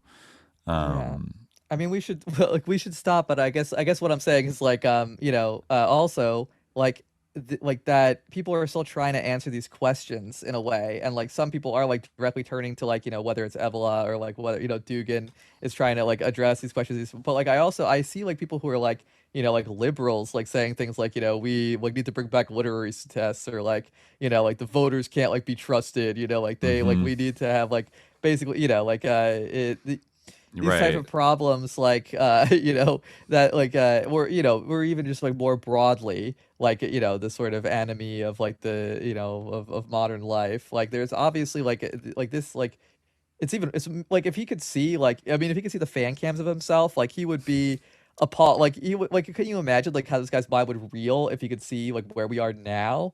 Like Yeah, like we yeah. have people like pining for the tradition of like when he died. Uh-huh. Like Like that, that is yeah. like really, like we have a whole like complex of nostalgia for the 1950s, like 1950s France. Like, can you imagine how many like people today would just like like chop their hand off to go live in 1950s France? Like, Yeah, yeah. Yeah. the like the sort of a traditionalist bent, you know what I mean?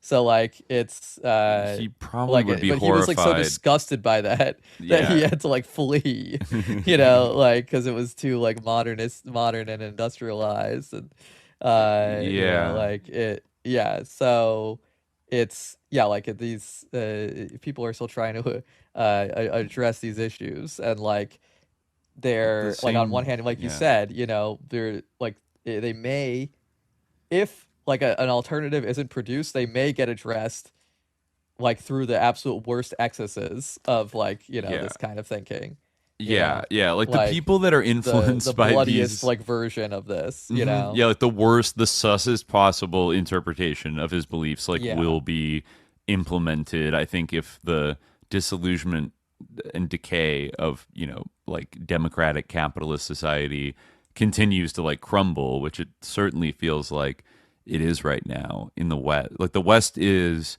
you know, it's worse than Jimmy Carter's crisis of confidence or malaise. I feel like it's kind of an existential crisis, or like a non-understand, like an incomprehension of like what is our mission as like a society, like what are we driving yeah, towards. There's like no vision left, and everything is kind of blindly on autopilot. But like the yeah. It's just a functions are matter of breaking like, do down. you obey? Like, will you accept like violence, like insane violence, like done in the name of like empire and like Hmm. the glory and just pure power? Like, will you accept? Like, do you like worship this? Just like being done like for the sake of it. Like, it's definitely an extension of the trends that like again all observed, and like what makes it so like what is so interesting about how like you have this like a like fascist tendency and traditionalism like emerging out of Guénon is because like why is it so potent? It's because of like the things that we highlighted, where it's like, okay, like this is there's kind of like a point to this, and like if the points that he has are not like attended to by anything other than like fascism, Right, then right.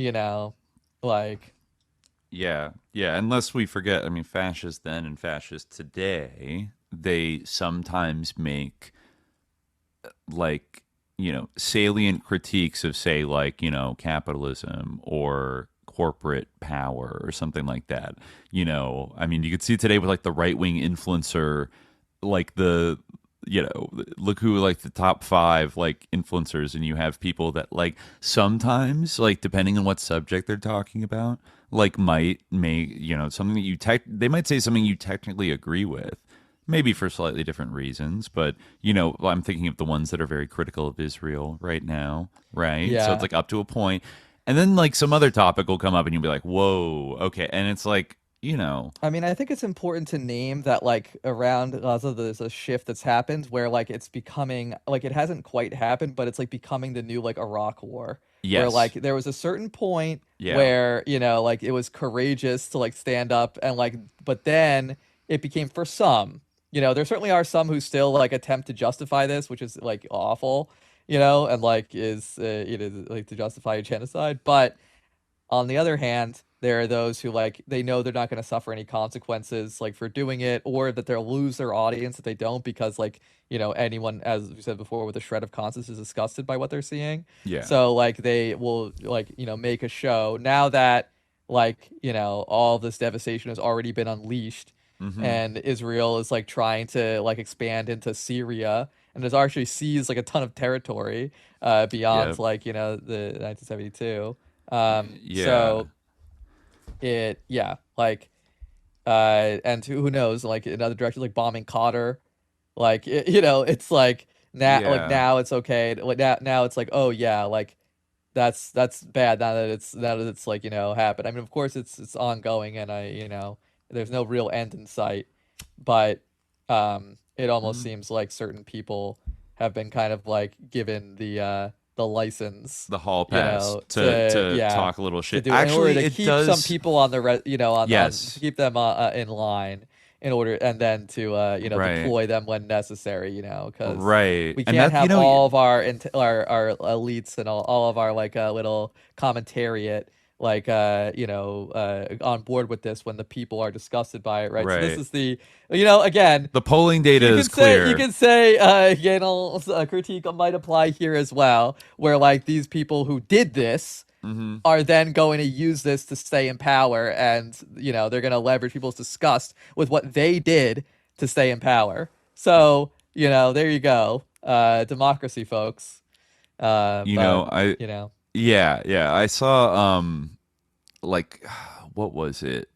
An interesting thing of that, because I gotta say this also happened on the quote unquote left and the right, like roughly around the same time, like this year, like in the once the election was over. There's really no choice when it comes to this, like whether here in the UK, you just almost have to be. Like if you're a politician, like you got like what does that say? It's become clear the political system like will mostly not budge at all on like continuing to support Israel and everything, but then the media, the interlocutors, that the influencers, the people that people outsource their critical thinking faculties to often, have started getting a little spicier. Like the normie kind of like lib, like kind of center left, like lib podcast that maybe were very, very touchy about like talking about it because they wanted to support Kamala. Now they're getting a little spicy about it and talking about it, or Well, that's so that you don't get disgusted with them. Yes. So you keep listening to them, so that when the election rolls around, they can say vote for JD Vance. Or vote for whoever. I was thinking of like the pod save guys, so like they won't say vote for JD, but like on the Republican side, that's true. Right. Yes. I was talking about more like like Tucker or whatever. Yeah. But like, the pod save would be like don't when election time comes around, like you'll vote for Pete Buttigieg because exactly because you trust us because we share your view on Gaza. We also were disgusted by it, but. Like, listen to us, trust us. Yeah, exactly. It's the same dynamic on both sides. Yeah. There was the really interesting example of that I saw pop up on my feed like maybe a week ago, and it was like kind of this video essay from the New York Times that vaunted, last I checked, a thoroughly Zionist publication that had a new article about like Israel and Gaza, whatever. It was like a video essay by M. Gessen, formerly known as Masha Gessen. I think we brought them up before. They've had good careers being like anti-Soviet like bashers in the media, like who were they're like refusnik or Russian emigres that just shit on Russia all the time.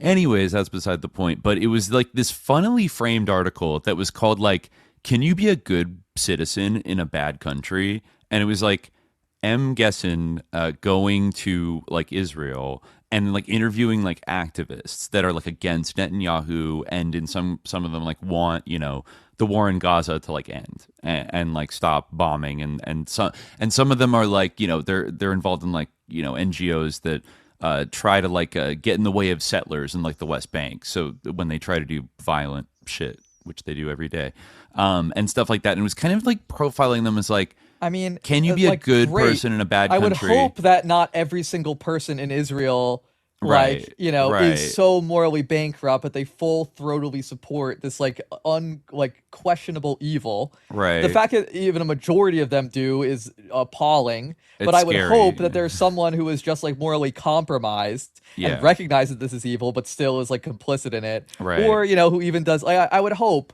that there's like 3 or 4 people, you know, at least, who the New York Times can interview who like would protest this in some way or like gesture against it. Wow. Well, you like, know, who cares? spoiler alert. The article's assertion is yes, you can be a good citizen in a bad country, as evidenced by the profiles of the.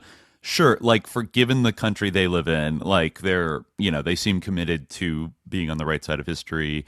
Good for them. Like there's a handful of people that good for them, but you can see the kind of deceptive, like the repositioning the New York Times itself is doing in that article is like, now that it's shifting to a little bit more of a gentle, soft voice NPR, maybe having a little concern with the excessive policies of Netanyahu's government, not Israel in general, but like Netanyahu's government, and maybe this has gone too far and we have concerns, and, you know, like this kind of thing where they realize the narrative is fucking shifted, but like, you know, they don't want to come out and, you know, say, just do an article about like fucked up shit settlers are doing, you know, like directly. They're doing it with this frame of kind of like, hey, like Israel still is like, look at these good people in Israel, like, you know, yeah, there's some sickos, but like also look at the, you know, and kind of like, but then funny enough, a lot of the comments were like, fuck you, you fucking anti-Semitic New York Times piece of trash. Like, how dare, you know, these like Zionist people posting,